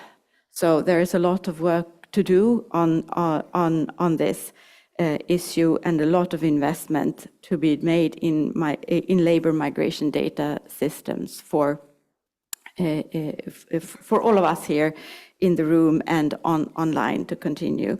So with that small pitch, I will now thank all of you for your very active and interested participation, but of course, most of all, I'd like to thank our excellent panel for your interventions and your responses to the questions. So if you don't mind just joining me in a big applause for the excellent panel.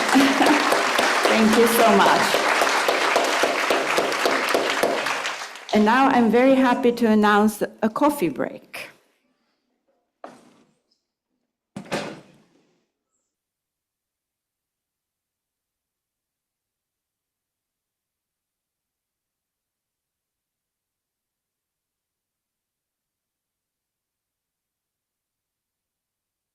Migration issues, while at the same time we have the new established entities, ours plus two others dealing with migration.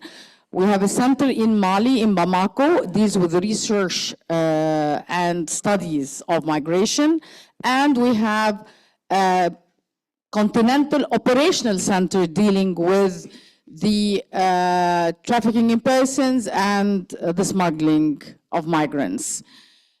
At the same time, while we deal with data and statistics, we have another institution, sister institution in Tunisia, but it's under economic affairs, deal with statistics in all Africa.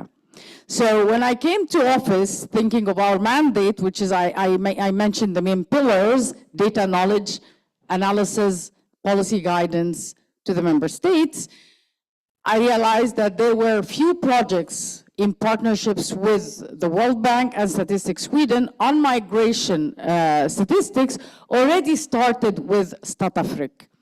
So instead of avoid duplication and to continue of what Marina was saying, that basically we do not need to waste resources by duplicating what others are doing, we joined forces with them to make sure what they have started, we can jump in and continue the work with them and deal with the analysis later. So this is to complement each other rather than invent the wheel in a continent that really needs resources in collecting data.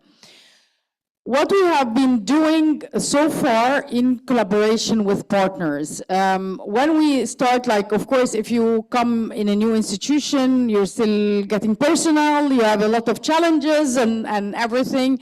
It took a while, but we are up and running for a few years now. Started to attract the interest of our member states. We do part of the regional economic work with Statafric, and we do some on our own. We have just finished actually a training in Addis Ababa for IGAD member states, and we are going for the East African community just after this conference. So that is South-South cooperation, because the regional economic communities of Africa, although they are the building blocks of the African Union, but if we don't jump in and try to assist and work together, then we will not be really doing, I would say, a good job together. Why I'm saying this? Because some of the regional economic communities have already started working on data and migration. Some collect data for different reasons, like COMESA, for example, they do have an up and running data hub, but in relation to trade and economic issues that are within the mandate of COMESA. So now what we are trying to do with them is to expand it to include the migration aspects. Part of our mandate is to establish data hubs with the regional economic communities.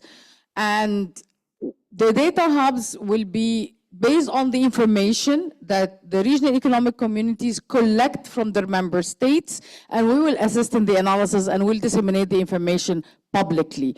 We started our pilot project with the Maghreb Union, and we are in the final phase to finalize the technical issues to get the, like I would say, the data hub itself to be published, and we start to fill it up with the information in relation to migration data.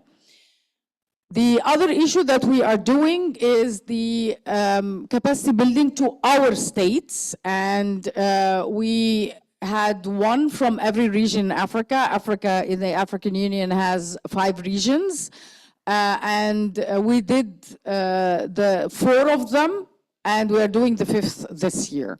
Again, of course, everything is related to our finances and how we can manage our budget to cover everybody.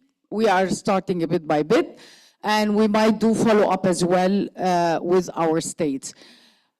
I would say this proved extremely useful to some of our states, because yesterday in the panel, the representative of IGAD, Mr. Charles, was mentioning that how to bring the states on par together to lift those who don't have anything, to those who have something, to those who have more advanced systems in collecting migration data.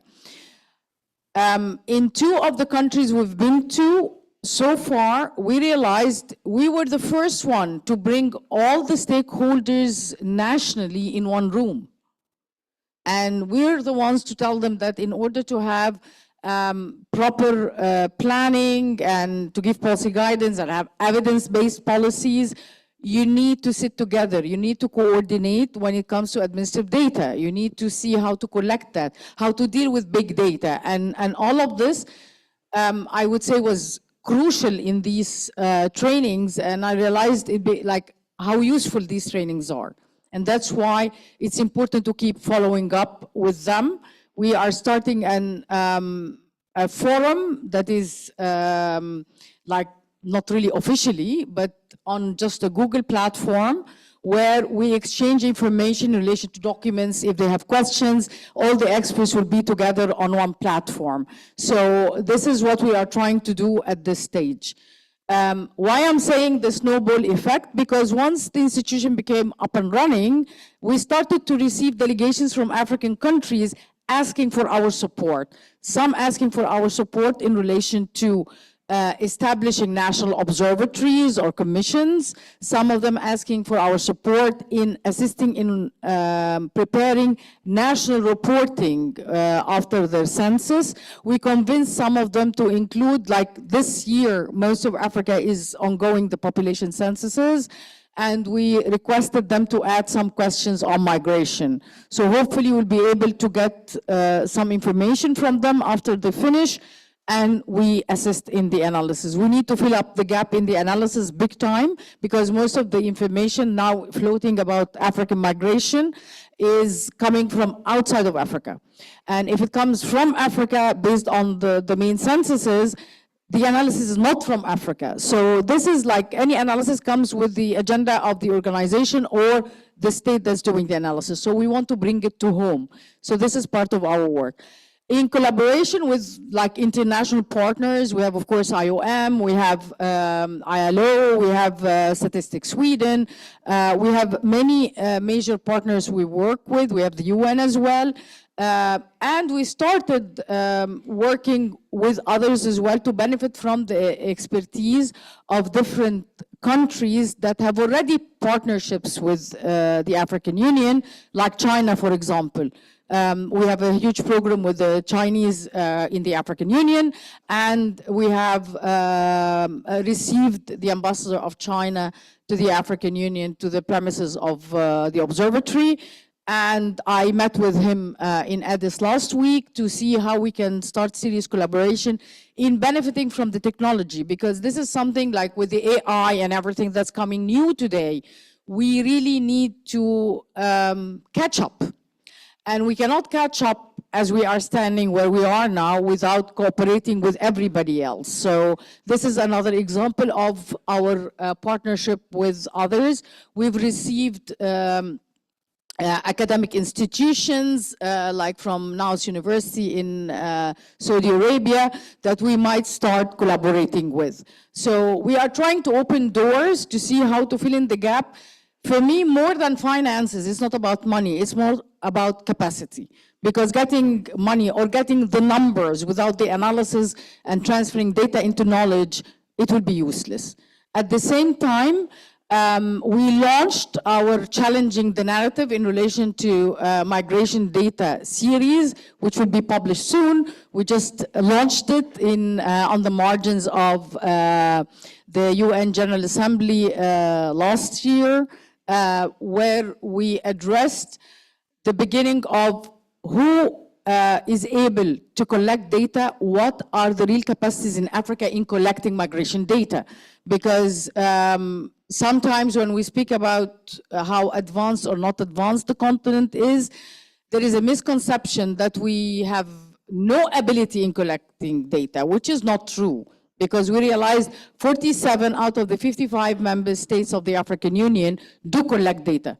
The problem is the frequency of the data and the analysis of the data, because migration now is going way faster than population censuses. So this is something we need to understand. And at the same time, in relation to the continuous political use of the migration issue by different parts of the world to show that Africans are coming to invade other continents, which is not true, because 80% of Africans are moving within Africa.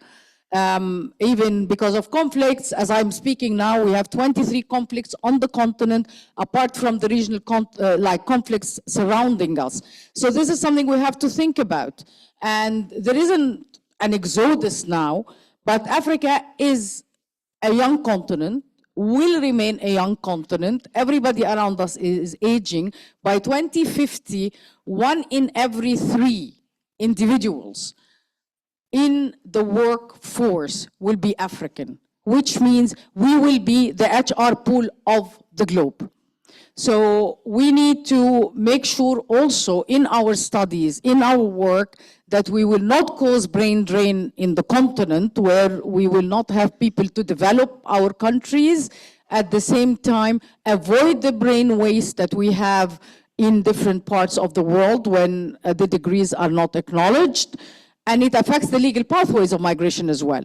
These are all needs like effective numbers on how to transform brain waste to brain gain for us and for the recipient countries. So this is all something that now we are studying, thinking about. We deal with the themes as well, like climate mobility now is on the rise on the continent. We have been part of the COPs, and we are trying to continue building on it in order to issue policy papers in relation to different themes. We worked on children armed conflict and children migrants. We are part of a project also with different NGOs in relation to the missing migrants at sea and the protection of migrants at sea. We are part of a project in relation to the humanitarian access, not only on time of conflicts, but also for migrants, because in certain situations, migrants really need assistance. We have also worked on children migrants, and we're trying to expand that. So we have a lot on the pipeline. We're working on themes with our partners, and as well as our trainings. And also, just to let you know that our trainings are also done in collaboration with UNHCR, IOM, and now we are adding UNODC to our trainings to make sure that we expand the horizons to those in the continent who receive these trainings in order to, I would say, perform better, give better policy guidance nationally, as well to us on the continental level, in order to be able to move forward on evidence-based policies for better governance in relation to migration in Africa. Thank you very much.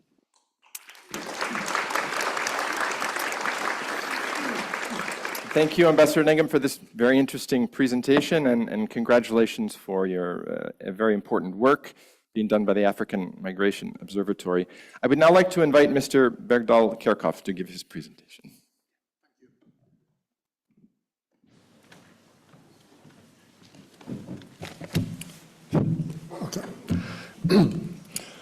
Okay, thank you, John, and thank you everyone for being here and listening to my brief talk. I'm very honored to have the opportunity to speak to you today and to get the invitation to this distinguished panel. I'm also very humbled because, having been here yesterday and this morning, I realized that I'm among a sea of experts where I'm not directly an expert on migration or migration statistics. Rather, as John introduced me, my background is quite a lot in general methodology, quality management, and general data quality issues. So my talk today will sort of take the starting point from that. And I hope that by doing so, I will be able to at least reflect a little bit on the concrete issues regarding migration statistics, and perhaps also raise some points that can foster further discussion and perhaps benefit through that. Well, as you're all aware, migration is a defining global challenge, and the complexity of migration statistics often make it difficult to achieve comparable and reliable data across borders. That's also, I would say, a challenge for many other statistical fields. I would like to highlight the importance of cooperation, but also cooperation with a particular focus, which I think is important, because cooperation in general is always a good starting point, but it's also important that the cooperation has meaning, frameworks, and particular directions. As you are all aware, quality of statistics and migration statistics is at sort of a key for statistics to be fit for purpose. What quality means in different aspects, of course, varies quite a lot. I would like to take the opportunity to stress that the full quality concepts with all of its dimensions, starting with relevance, going through accuracy, accessibility, timeliness, and finishing with coherence and especially comparability, is important. And I've heard during the time I've been here that several of these have been raised, and one that stands out, I think, is just comparability. And that was also my thinking to talk a little bit more in that respect. Because comparability enhances statistics quite a lot. It makes it possible to somewhat at least describe and define is this good or bad? Is this increase in something, is that an increase that matters, or is it just a blip on the radar? And comparability also requires and inspires cooperation. And I think that's where I like to take the sort of handle on that quality dimension. But of course, good quality statistics require good quality data, and that's something that has also been covered quite a lot.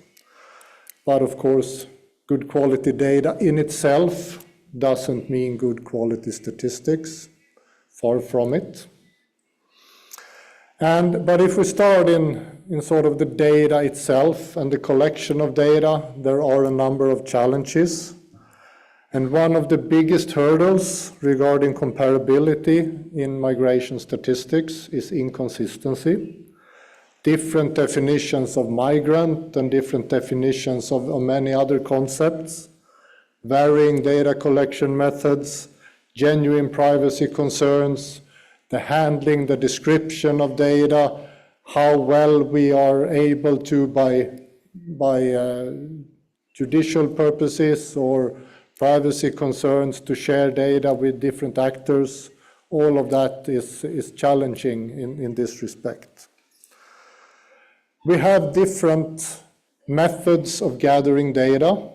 Of course, we have the sort of, I would say, established standard methods that are utilized across many countries across the globe, like censuses, which we all know are very important, but also quite costly and are not run that often. We complement censuses by running sample surveys. They do also cost quite a lot. They get more and more difficult to carry out. And they have challenges with both sampling errors, measurement errors, and the lack of granularity in results.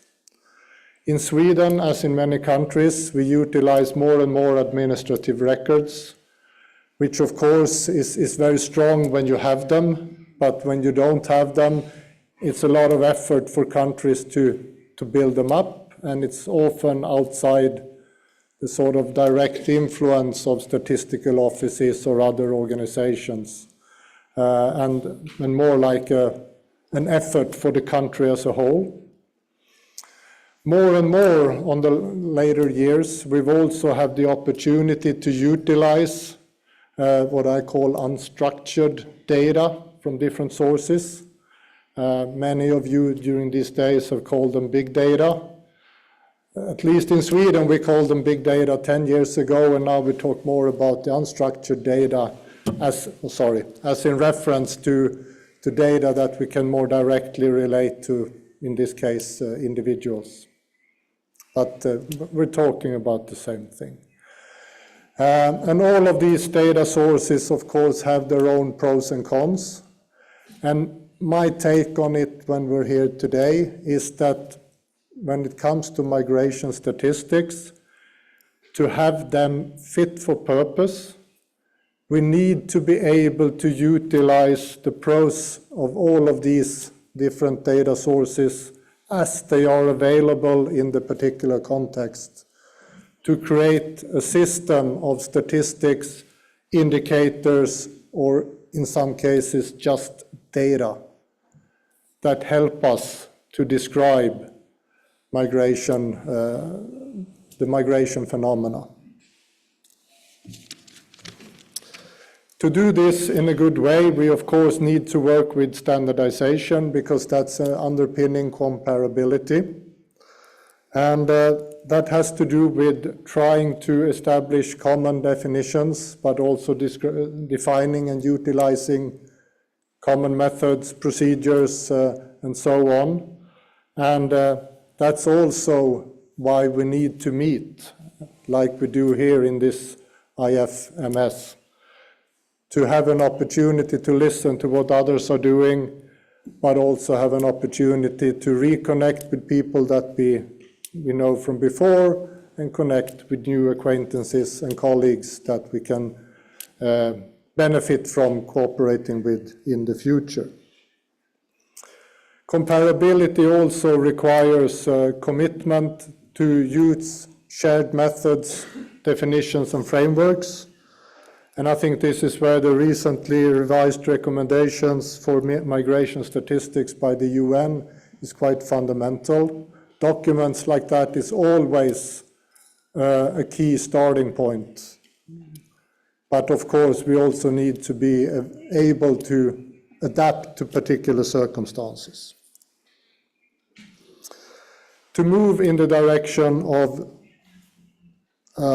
cooperation and increased cooperation, governments, national statistical institutes, and other organizations must find ways to collaborate, both in the big areas, but also in sort of person to person, and share our methods, our findings, and our experiences, not just when we do good things and find that perfect method or that strong data source, but also be open and transparent with what we try to do but doesn't pan out.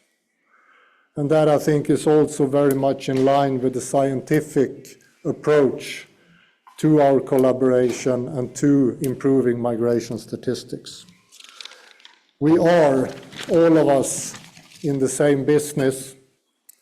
We're not competitors, we are colleagues and benefit a lot from sharing with each other. We also have a number of organizations that are active in this field, like the organizers of this conference, the UNDESA, the IOM, the OECD, and also in Europe, I'd like to mention Eurostat. They offer frameworks for data collection, standard definitions, and training programs to help national agencies and other organizations to improve their migration data processes and concepts. Here I would also like to mention the efforts of Statistics Sweden by funding through SIDA and in partnership with the African Union Commission to implement a project to enhance migration data capacity across Africa. The project is focused on 4 pillars: the improved production of migration statistics in RSEs based upon user needs, including analysis of data with a gender perspective, as well as the production of gender statistics. Secondly, the improved harmonization of concepts and methods. Thirdly, the improved availability and conditions for use and greater awareness of migration data among stakeholders. And fourthly, strengthened RECs and AU coordination in the area of migration statistics. As an example from this project, the project has successfully supported 4 regional economic communities in developing and producing their first ever regional migration statistics reports, significantly improving the availability of disaggregated migration statistics at the regional level. As a further example, through Africa-wide training activities like the annual summer school on migration statistics and a series of webinars, the project has promoted the use of harmonized definitions and international standards, fostering a better understanding of migration statistics among statisticians on the continent. Although I have highlighted and talked a lot about comparability, I also like to mention the importance of timely data, especially for certain aspects of migration or knowledge on migration phenomena.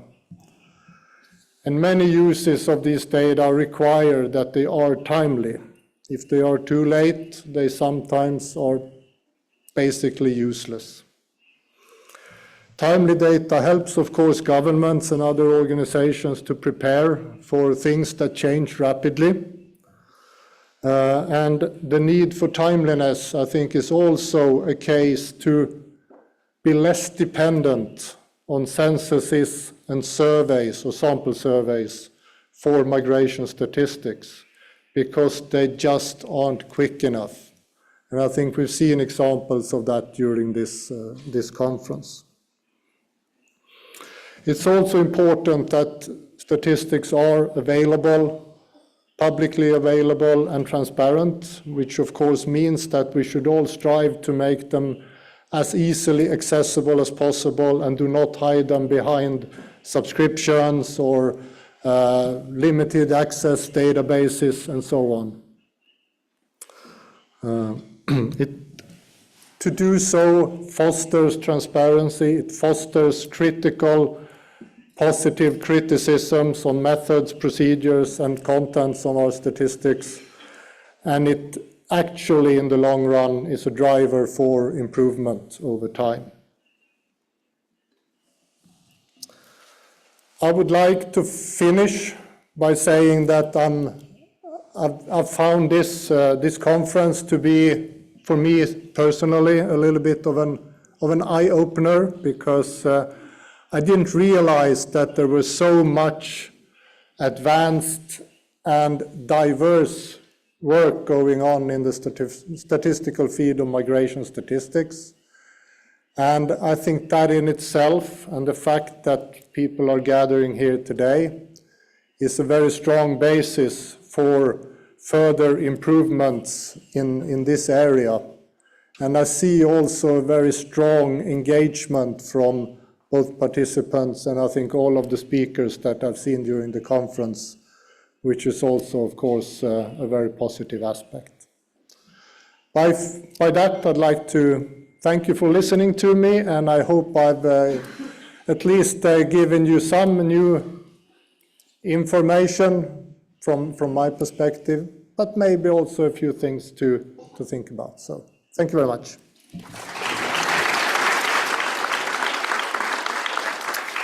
Thank you, Mats, for your highly informative presentation. And I just want to reflect on one memorable comment that you made, that comparability both requires and inspires cooperation. I found that to be quite memorable and maybe sums up what you were saying. And I also want to thank Statistics Sweden for their contribution to this event. We really appreciate all that you've done to help make this possible. And now we turn to Ms. Sarah Hugo of IFAD. Sarah, you have the floor.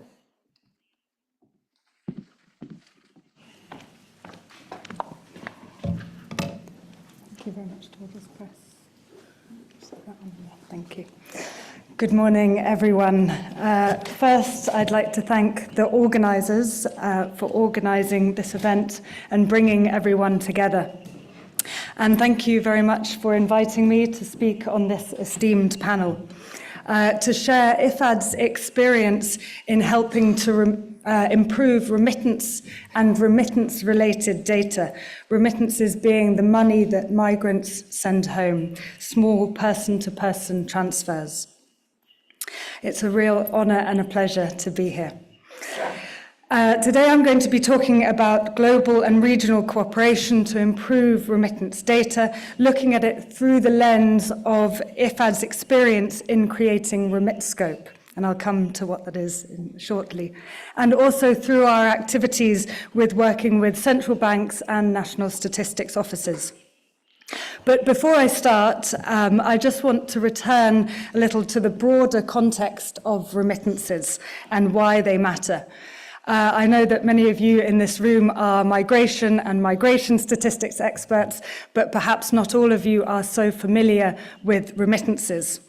And I feel that this is especially timely as yesterday was the International Day for Family Remittances, a UN-recognized day that highlights the financial contributions of migrants and diaspora to their countries of origin, and really rallies action around what needs to be done in order to support these flows and the people behind them. So let's turn to the data and what it tells us. According to the World Bank, in 2024, it was estimated that $685 billion was sent to low and middle income countries. That's about $2 billion every single day. These, as we heard earlier, these are estimated to be larger than overseas development assistance and foreign direct investment combined. And this is not from institutions, but this is made by individuals. This means that in the time that we have this panel, that we're sat here in this short time, $100 million will be sent to low and middle income countries.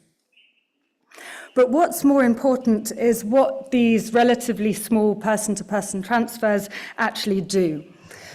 They put food on the table, they pay bills, they pay for education, they pay for healthcare, housing, they help to create savings and build resilience. We're seeing that they help families to adapt to climate change. They help investments in farms, they help investments in small businesses. And it's estimated, although we don't know exactly, that about 20 to 30% of these remittances, much more in some countries, go to rural areas where they often count the most. But more needs to be done in order to support these flows, including reducing costs, improving access for everyone, expanding financial services to migrants and their families, promoting the use of digital channels, and supporting competition and innovation. And this isn't just north-south remittances, but also south-south remittances as well. Some of these, which are outlined in SDG 10.C and within the Global Compact as well, Objective 20. Yet, despite the scale and despite the importance of these flows, the data landscape around them is hugely incomplete. We have annual flows, thanks to the World Bank. We have also from the World Bank remittance prices worldwide, but we don't have a huge lot else at the global level. And the private sector, who operates at a global level, who operates at a regional level, is really asking for this data. They want to understand the markets. They want to identify the gaps, to design services and invest with more confidence. So this isn't just about public good, it's really business critical information with a significant development impact. The good news is that a lot of this data exists already, but it's either scattered in different places, different global databases, or perhaps sitting with central banks or national statistics offices. It's possibly inconsistent, incomplete, or it's simply not being shared. So maybe it's within central banks, or it's within the remittance service providers, the banks, the MFIs, the mobile network operators, the money transfer operators, that hold a lot of this information. So what is IFAD doing about this? We come to RemitScope. I was hoping to have a video to share with you, but I will share the link with you all, a promotional video. In 2023, so it's still very much in its infancy, IFAD created RemitScope. It is an online platform and it aims to be a home for remittance and remittance-related data. It's a free public platform broken down by region at the moment. It currently has Africa and Latin America and the Caribbean, with Asia then coming soon later this year as well. And really it aims to draw together the publicly available data that's sitting within national sources, as well as data that's collected specifically for the platform. And importantly, it really shows what data exists and what data doesn't exist. So it helps to advocate for better data. It's still in its infancy, it's still evolving, but already we're seeing good uptake in terms of the numbers of users, feedback from the private sector, which is really key at this stage of developing this, and also regulators using it as well. So what have we learned? Well, partnerships and coordination are key to improving remittance market intelligence, and no one entity can do it alone.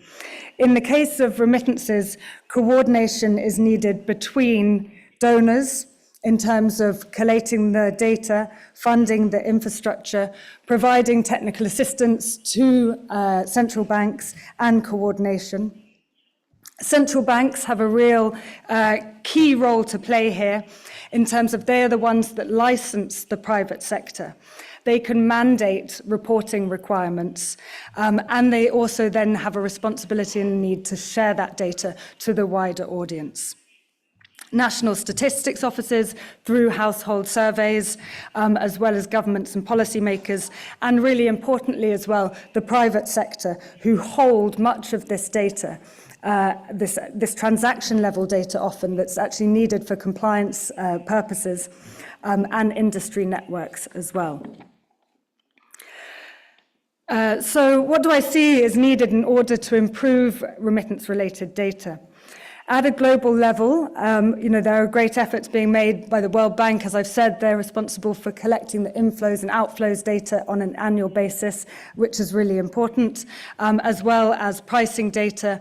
We also have financial inclusion data, which is insightful, but at the moment doesn't include anything relating to cross-border remittances. But we do need to see more data. Common standards beyond just these inflows and the outflows in terms of the balance of payments reporting, and an agreed set of statistics in terms of what data we do need to have. Corridor level data is something that we still don't have, just relying on old estimates, but really, to have that corridor level data, to have insight in how is this money moving, through who, through digital channels, how is it being received. Gender level data as well can also provide key insights in understanding underserved communities. Estimates in terms of informal remittances, average transaction size, etc. This means better coordination, it means standardized templates, including survey statistics. How are we measuring household dependency on remittances, the use of remittances, etc. And our aim is that RemitScope, in coordination, can help in adopting and showcasing these standards. We've also been working regionally. As I showed you, RemitScope is broken down by regions, and this is really due to the similar characteristics in many of these markets. And working with trusted regional actors can really help to coordinate efforts between countries. In Latin America, for example, we've been working with SEMLA, which is the Association of Central Banks on RemitScope Latin America and Caribbean, who play an important role in working across central banks in terms of harmonizing the data templates and the inputs into RemitScope. And tools like RemitScope can then be used in order to advocate for better data at a regional level. Similarly, in Africa, through the EU's Prime Africa programme, a Pan-African programme, we've been supporting peer learning between central banks within regions in terms of how to help better align data and data collection, templates and reporting. But we need better engagement with the data users as well, in terms of the governments, regulators, and the private sector operators. Getting them to articulate their needs and identify exactly what their needs are, as then it's easier to get them to also share this data. And we really want to move into a culture where people are happy to share this data. We've been working at a national level, engaging national remittance stakeholder networks, bringing together and convening those different stakeholders. And then at national level as well, even within institutions through some of the technical assistance that we've been providing, we see duplication and fragmentation and better room for coordination. Data collected by one department within the central bank, for example, is not necessarily used for the others or disseminated across government. And we need to, when we're working with the private sector, we need to be mindful, and we really want to reduce the burdens of reporting. And so we need better connection of the dots. And this is, requires efforts in terms of coordination, not just in terms of capacity. So just summing up, more remittance market intelligence is needed in order to understand the impact of these flows, in order to address challenges with costs, with access, and identify opportunities as well. The private sector is collecting and storing transaction-level data. The central banks are often collecting and are beginning in many cases to share this data. Surveys are being run at a national level. Technology is facilitating this. But unless we coordinate across these countries, across platforms, institutions, etc., then the value of the effort is lost. Thank you very much.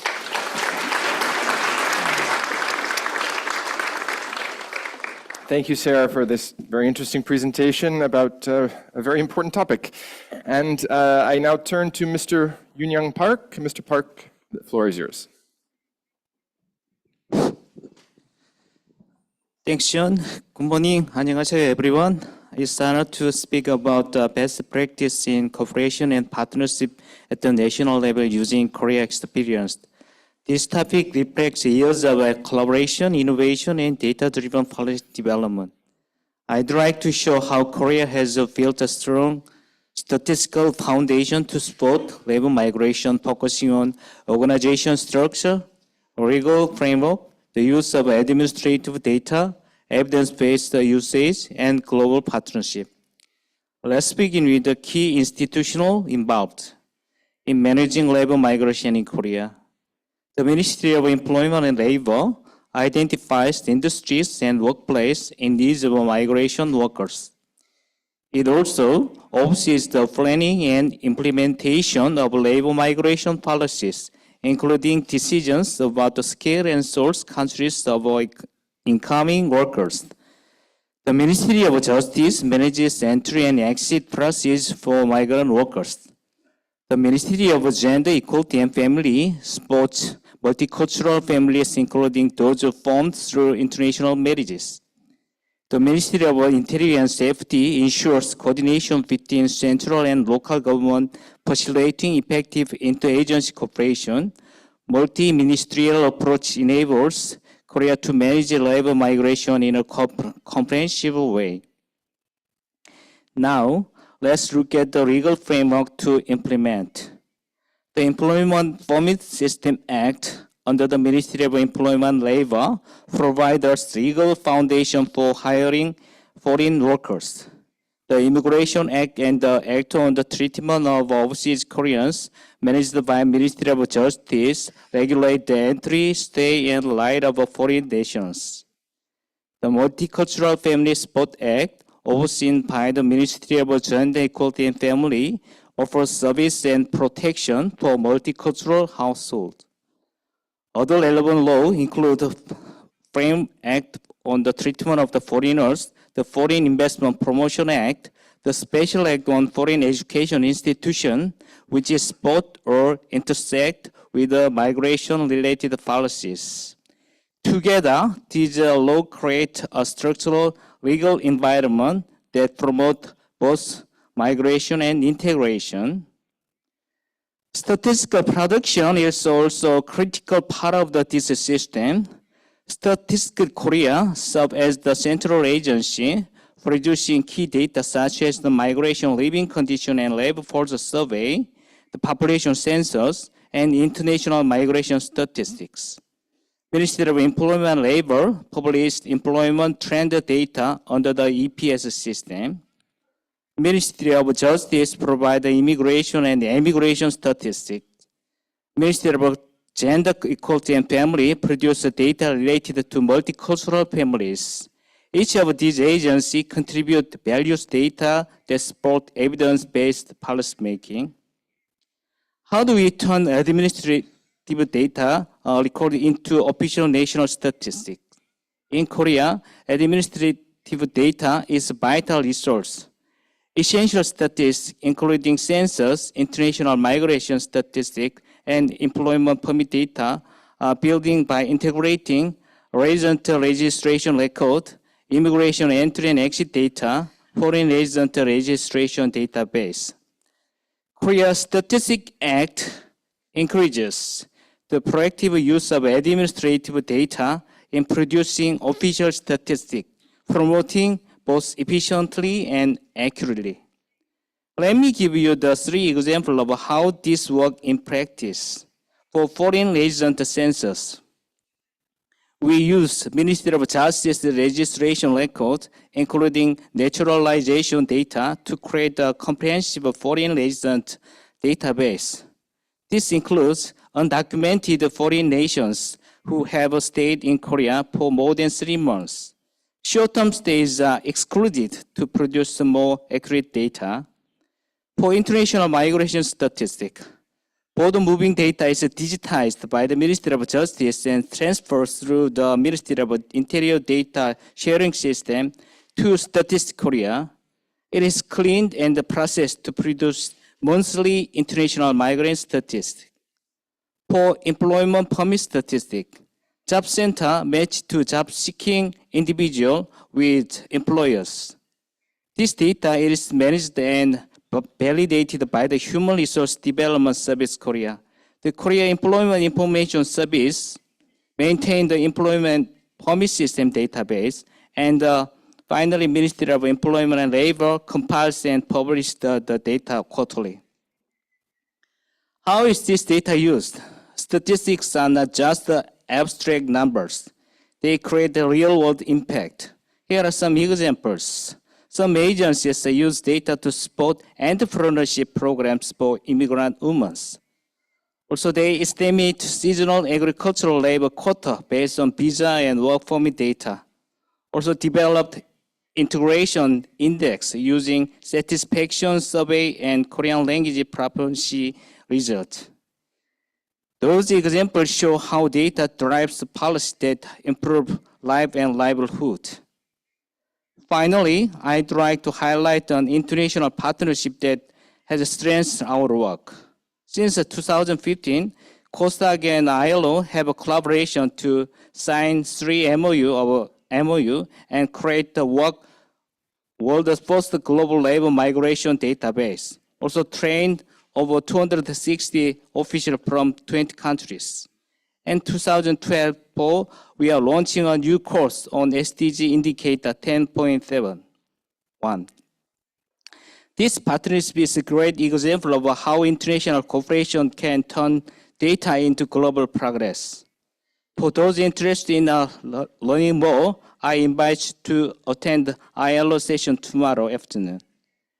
We will be sharing deep insight and achievement from ongoing collaboration. In conclusion, I hope my speaking has provided a meaningful overview of how Korea has used legal framework, institutional coordination, and administrative data to build robust system for labor migration statistics. Thank you very much. 감사합니다.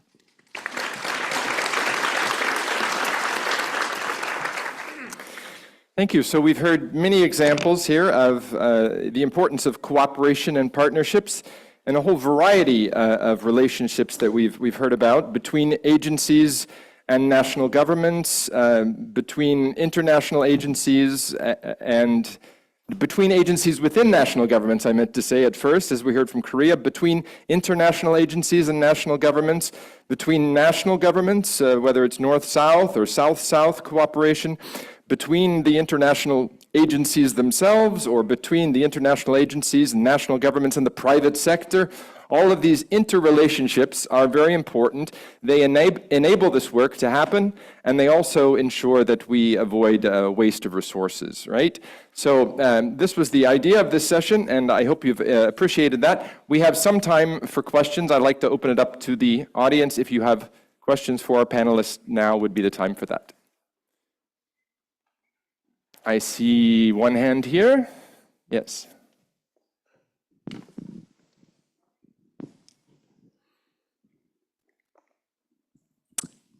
I'm Sarah. I'm from Save the Children, Sweden, and I had a question about the remittances. I was curious in the work of creating more knowledge and more data on remittances, how do you see this benefiting people who send and receive remittances? Okay, we'll take a few questions and then we'll come back.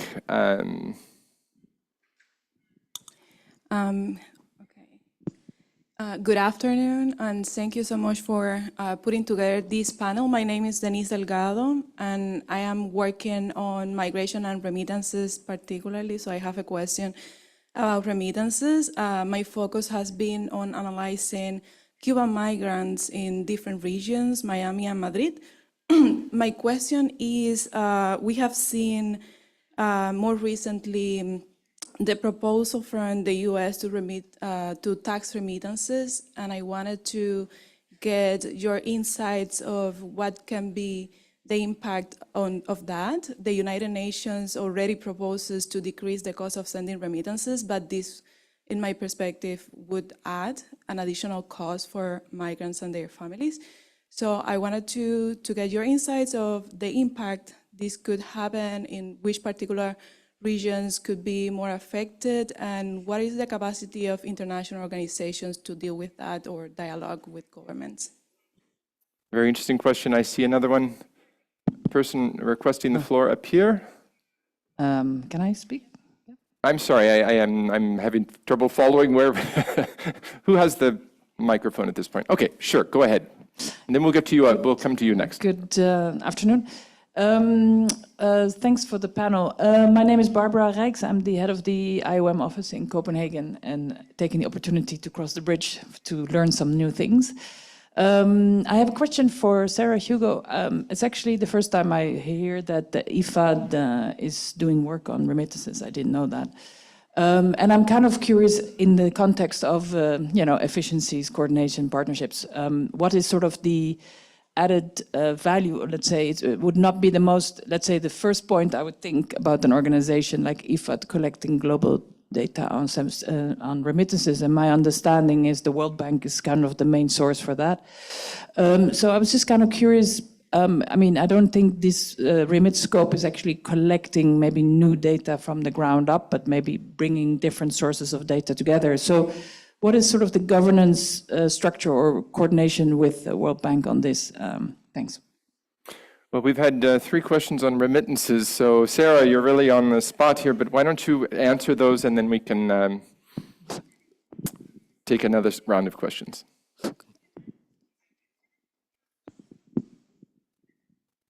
Is that bit? Yep. Yes, that's it. Okay, thank you very much. So the first question was around how remittances can benefit the senders and the receivers, and how more data in this area. Really, at IFAD, we host the Global Forum on Remittances, Investment and Development, which is a multi-stakeholder network of regulators, of private sector, and governments, as well as donors as well. I've been hosting these forums every 2 years over the past 10 years or so. And here what comes out time and time again from industry is the need for better data, that we really don't have enough insights for the private sector, for industry, to be able to understand what's happening at a corridor level, where these flows are going to and from, who are they going to, what are the barriers, etc. We also have the global agendas around reducing remittance costs. And here, if we are to successfully reduce remittance costs and to improve access for migrants and for the people that receive them, not just in terms of physical access, but also in terms of the KYC requirements that might be needed so that they have access to formal channels, then we need better data in order to support this. And then through this, we aim to reduce the costs of remittances and to improve access as well. And what about the taxation issue? The tax issue, yes. In terms of remittance data, the data that we have from the World Bank, the latest that we have is from estimates for 2024. So there's quite a lag in terms of reporting. So the impact of the tax, it'll be a while before we see what the impact is. Of course, there's a lot of different discussions out there in the media and things as well. What we have seen in terms of remittance flows is how stable they have been, even in face of shocks, financial shocks, even in the face of COVID, where there was a lot of speculation that remittances would fall. We've seen their resilience. So it will be interesting to see what the impact is there of the tax. But what we know in terms of the impact is that remittances have a huge impact in people's lives in developing countries. In countries like Tajikistan, we've got percentage of GDP up near kind of over 40%, for example. Countries like Nepal, 26%. So, these are huge flows into these countries, really important for education, for health, for supporting livelihoods. But remittances are effectively gifts. They're not labor income. So it's strange to me that governments would think that they could tax these and treat it as something that could be taxable. But anyway, that's my comment. We have some other questions. One up here, yeah? Okay. So thank you very much for the presentation. My name is Anthony Udru-Dintra. I work with the National Statistics Office in Ghana. And I want to thank the organizers for this opportunity, in particular the UNDSA for sponsoring my participation in this important forum. Just a follow-up, because the issue of remittance has come in. So I'm also looking at the impact of recruitment costs. I mean, SDG indicator 10.71, and its impact on remittances, because as it was rightly mentioned, developed countries really benefit from remittances. So how are we going to ensure that migrants, in terms of, or when it comes to recruitment, either by informal means, what we call connection men, or the private employment agencies, are not charged exorbitant fees, so that in the end it has impact on the remittances that are sent home. So I just want to find out what is being done to reduce recruitment costs, because then ahead of even remittance costs, so how do we also look at recruitment costs in terms of remittances? Thank you, and over. Okay, this is kind of an indirect question about remittances, but does anyone have a question not about remittances? Could we, one here?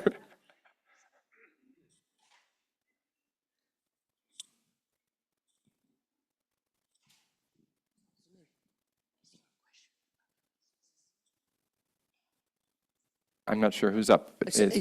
I've been given the microphone. Shall I speak? Yeah, go ahead, Anne. Thanks. Yeah. So this is a question about regional cooperation. Can you introduce yourself? Sorry, my name's Anne Singleton from the University of Bristol, and I've been working as a senior advisor to the IOM's Global Migration Data Analysis Centre, which I'm very proud to be associated with. I think they've done marvellous work over the last 10 years.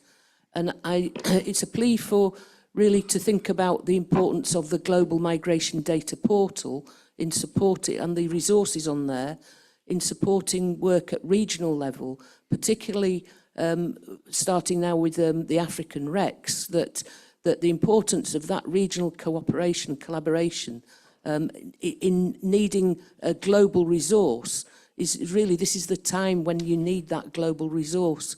So it's really a plea to say, please to recognise the importance of that, all that work and that time. It's really quite a cost-effective way of supporting data harmonisation, data collection efforts. And I'm hoping that the African Migration Observatory can work together with that, as well as at the global level with all the other partners. So that's just to stress, to ask as well how regional cooperation can best continue in the current straitened times with the resources cuts and everything that's happening. Thank you. All right, that's a challenging question, probably for two of our speakers. Yes, I see one question here, or is somebody else have that microphone already? Okay, he's ready to go with the microphone. Sure, then there's another request for the microphone, but we'll go to you, sir, first. Yeah. Yes, my name is Jean-Pierre Ntezimana from Statistics Sweden. Thank you for the good presentations for all the speakers. Very interesting. Working with the migration statistics in Africa, I know the importance of coordination, both at the country level, regional level, and even continental level. I'll put my question in other way, and anyone can respond to this. Can we improve migration statistics without cooperation, coordination? If no, what is missing? What can we do better? Which message can you give us, as this panel session is about cooperation, how to strengthen the coordination among partners? Thank you. Okay, so we have three questions. I think we'll go back to the panelists now. Maybe Sarah, you could answer the remittance-related question first, and then we'll... Yeah, absolutely. I think I also didn't pick up on the question previously as well. So just to come back to that, IFAD is home to the financing facility for remittances, which is a multi-donor fund and a facility within IFAD that since 2007 has been focused on remittances and the development impact of remittances and diaspora capital in receive countries, and especially in rural areas as well. And yes, you're quite right. RemitScope predominantly is focused on drawing together the scattered data that does exist, a lot of which is with the World Bank, so working with using the World Bank data in terms of the inflows and outflows, the remittance prices worldwide, drawing on some Findex data, but also IMF data, data from GSMA, data from UN DESA, and data from national sources as well, in that it is compiling from national sources, from the central banks, corridor-level data to make it easily accessible to the private sector and to the stakeholders. It's also gathering information from central banks on the regulatory environment and other organizations, for example, around FATF, for example, in terms of the watch lists, in order to really try to bring all of the data that does exist into one place with transparency, with sources, with references, etc., so that it is a one-stop shop for those involved in the remittances business, be it regulators that are in charge of creating the operating environments and creating enabling environments in terms of who is able to provide these services and in promoting competition, and also to the remittance service providers, as I spoke to before, in terms of that they are the ones that will be responsible ultimately for providing these services that will invest in new corridors, that will compete, that will innovate, and will really be driving down remittance costs and improving access as well. And I think in terms of, we were hearing about the exorbitant fees that are sometimes charged. In order to reduce costs, this is exactly what is needed. It is the enabling environment that supports competition, that supports innovation. And digitization has a really big role to play here. What we've seen from the data, especially from remittance prices worldwide data, is that digital remittances are significantly cheaper, or much cheaper than cash-based remittances. And even more so when we look at mobile-to-mobile costs. GSMA does mystery shopping in line with the same methodology used by the World Bank in terms of actually measuring the cost made from mobile to mobile. And whereas the global average is about 6.5% in terms of sending remittances of the send amount, and more for cash-based, we see that mobile to mobile is about 3%. So really what RemitScope aims to do is to bring all of that data into one place to make it easier for the private sector in order to be able to access this data, to know what data is available in one place. And then a lot of the work that we're doing is around dissemination. So engaging with the private sector, engaging with regulators, but really kind of trying to make sure data's only as good as, as if people know that it's there. And so really that's almost what RemitScope's there to do, is to show what data exists and what data doesn't, so that people aren't spending a lot of time looking for data that simply doesn't exist. All right, and could we take the questions now about the Global Migration Data Portal and about cooperation and how to strengthen it? Who wants to go first? I think probably more than one of you want to speak about these. Thank you, John. Thank you, colleagues, for the very direct and concrete questions. First, let me just compliment Sari about recruitment costs from the colleague from the Statistical Office in Ghana. You were worried about the cost of recruitment and the fact that migrants borrow to pay actually facilitation to get a job abroad. And that is a very important area of work. And I'm stepping out a little bit about from my current mandate of working, being the head of the center.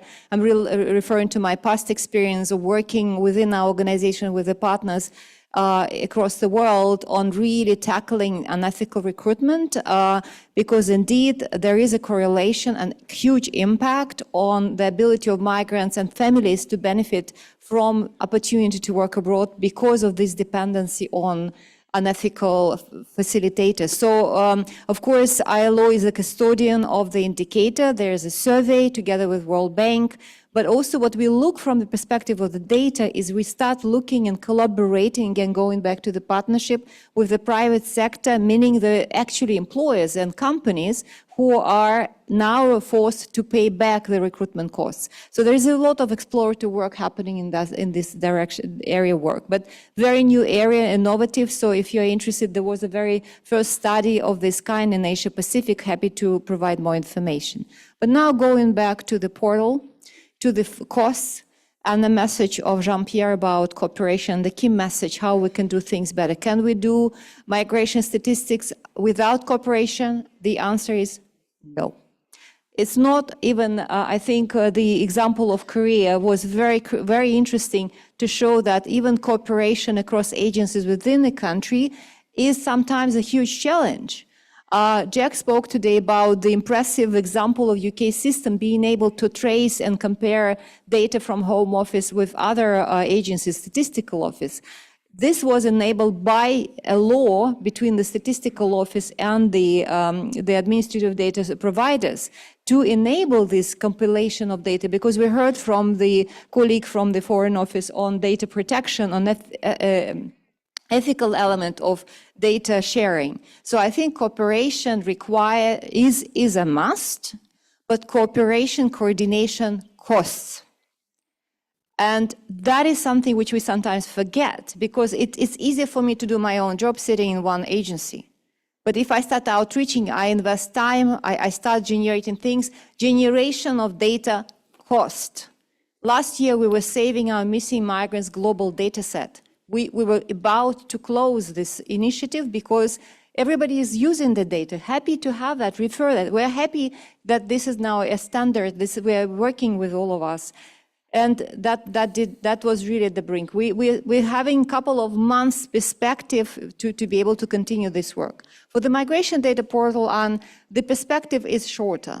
It's already weeks. We're speaking about the weeks right now and the current impact of financial reduction of investment to development work. So we are right now outreaching not only as IOM, but also UN partners. I'm so grateful for all the support from our stakeholders to maintain some of those global initiatives, which we haven't started investing into. And then if we are not pulling things together, we are all projectized, we will lose that. Then in a couple of years, when the climate is improving, then all of a sudden we will start to, oh, by the way, how about creating this kind of platform to do things together? Too late. People are already gone. History is lost. So we are doing everything we can to maintain now, not to develop. We have bright ideas, artificial intelligence. Well, these instruments are offering opportunities for efficiency. But let's work together. So I think it's so critical. I'm so happy to have this panel. We had already a meeting 3 years ago. Ambassador came to Berlin, and then this is where we were sharing. We were dreaming about the possibility of collecting data from Africa and placing it on the portal. The problem is funding.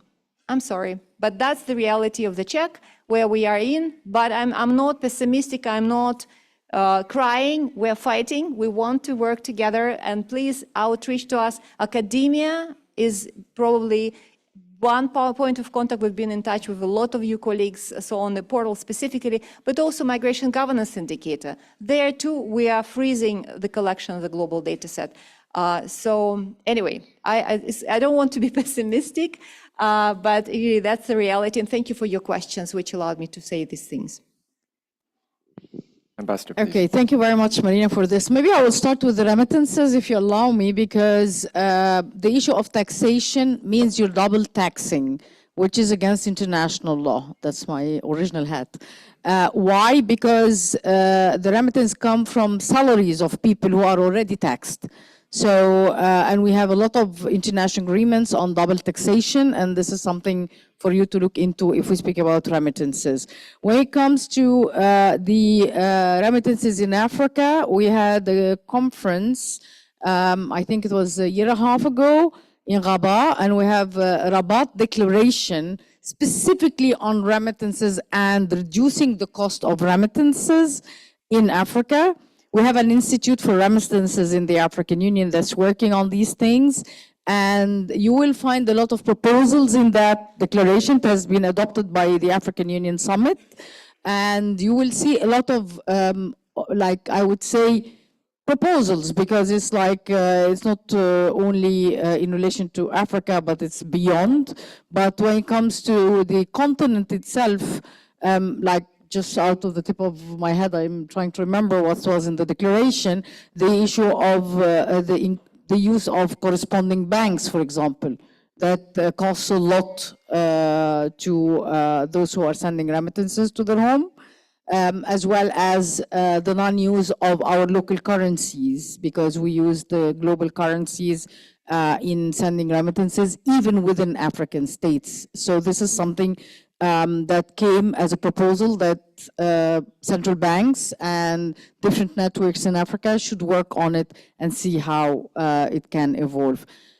When it comes to Jean-Pierre's question, I agree with Marina that without cooperation, we won't have data. Because, for example, as an international governmental organization, we're not allowed to have first-hand collection of data. We take it from our governments.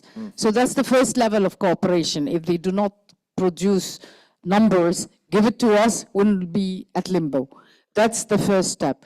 They themselves, if they do not cooperate together, then you know very well what happened with one of our states. You will have discrepancy in the numbers coming from different entities.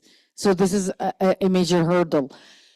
How we can improve is sharing information among ourselves, even as agencies, because we're all working on the same field on different levels. So if I don't know what Marina is working on, I will start a project on it and I'll raise funds or get funds from my budget from my member states, and I'll start duplicating her work. It doesn't make sense. So if I know what she's doing, I will either use what she's doing to benefit my work or cooperate with her and jump in and work with her on the project. So this is how we can make it better, because if we do not share information together, we wouldn't know what, like everybody is just holding on their projects and so on. The other thing is definitely for bigger organizations not to suck in the projects of the smaller organizations, because this is like we've seen all through our work. I've been a diplomat for like 32 years of my life or more. I don't want to look very old, but simply this is one thing that happens simply because we're all fighting on the same pool of funding. It goes better and music to the ears of the funders if we come with joint projects, because it saves them money, because we do not duplicate. But simply, if we go all of us working on migration data and go to the same funders with projects, okay, as regional organization versus a UN organization, for example, or IOM, they will like, okay, this is because it's specifically focused on Africa. But maybe there is another project also focused on Africa with others. So here, it's not always like, it's nice for some funders because they can tamper with the numbers when they want to, because there will always be discrepancy because we don't have the same methodology, we don't have the same focus. So the outcome, I will come with numbers other than you and Dessa, other than what Marina come up with, and the same venue we are collecting data from. So this is something we have to think about when we are doing that. And for example, if I am going to the REX, for example, we had a workshop with our regional economic communities to make our plans together, short term, medium term, long term. For the coming 5 years. So when we did that, we knew the projects they have. We will assist them technically in the projects they have, but we are not sucking them out of the wreck and going to the funders and say, okay, we are the continental organization, we'll cater better, so we will have more of the cake. No, we join them in to support them, to make it better rather than suck it out. So this is something that we have to think about, and how to make, that is definitely a cooperation that will make the delivery better. Thank you very much. All right, thank you very much. Colleagues, I think this has been a very interesting discussion, but I do not want to stand between you and lunch. And so I think we have to call time and finish this. Thank you very much to the panelists. Could we, Just small announcement, sorry, John, you didn't know about my intervention, but unfortunately in the previous plenary, the QR code didn't work. So this is now the one hopefully is working. So it's just to pick up some sort of mistake from the previous. Thank you. all right, thanks to everyone. Enjoy your lunch.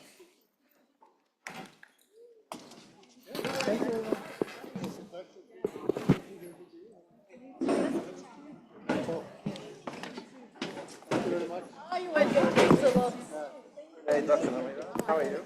No. South Africa.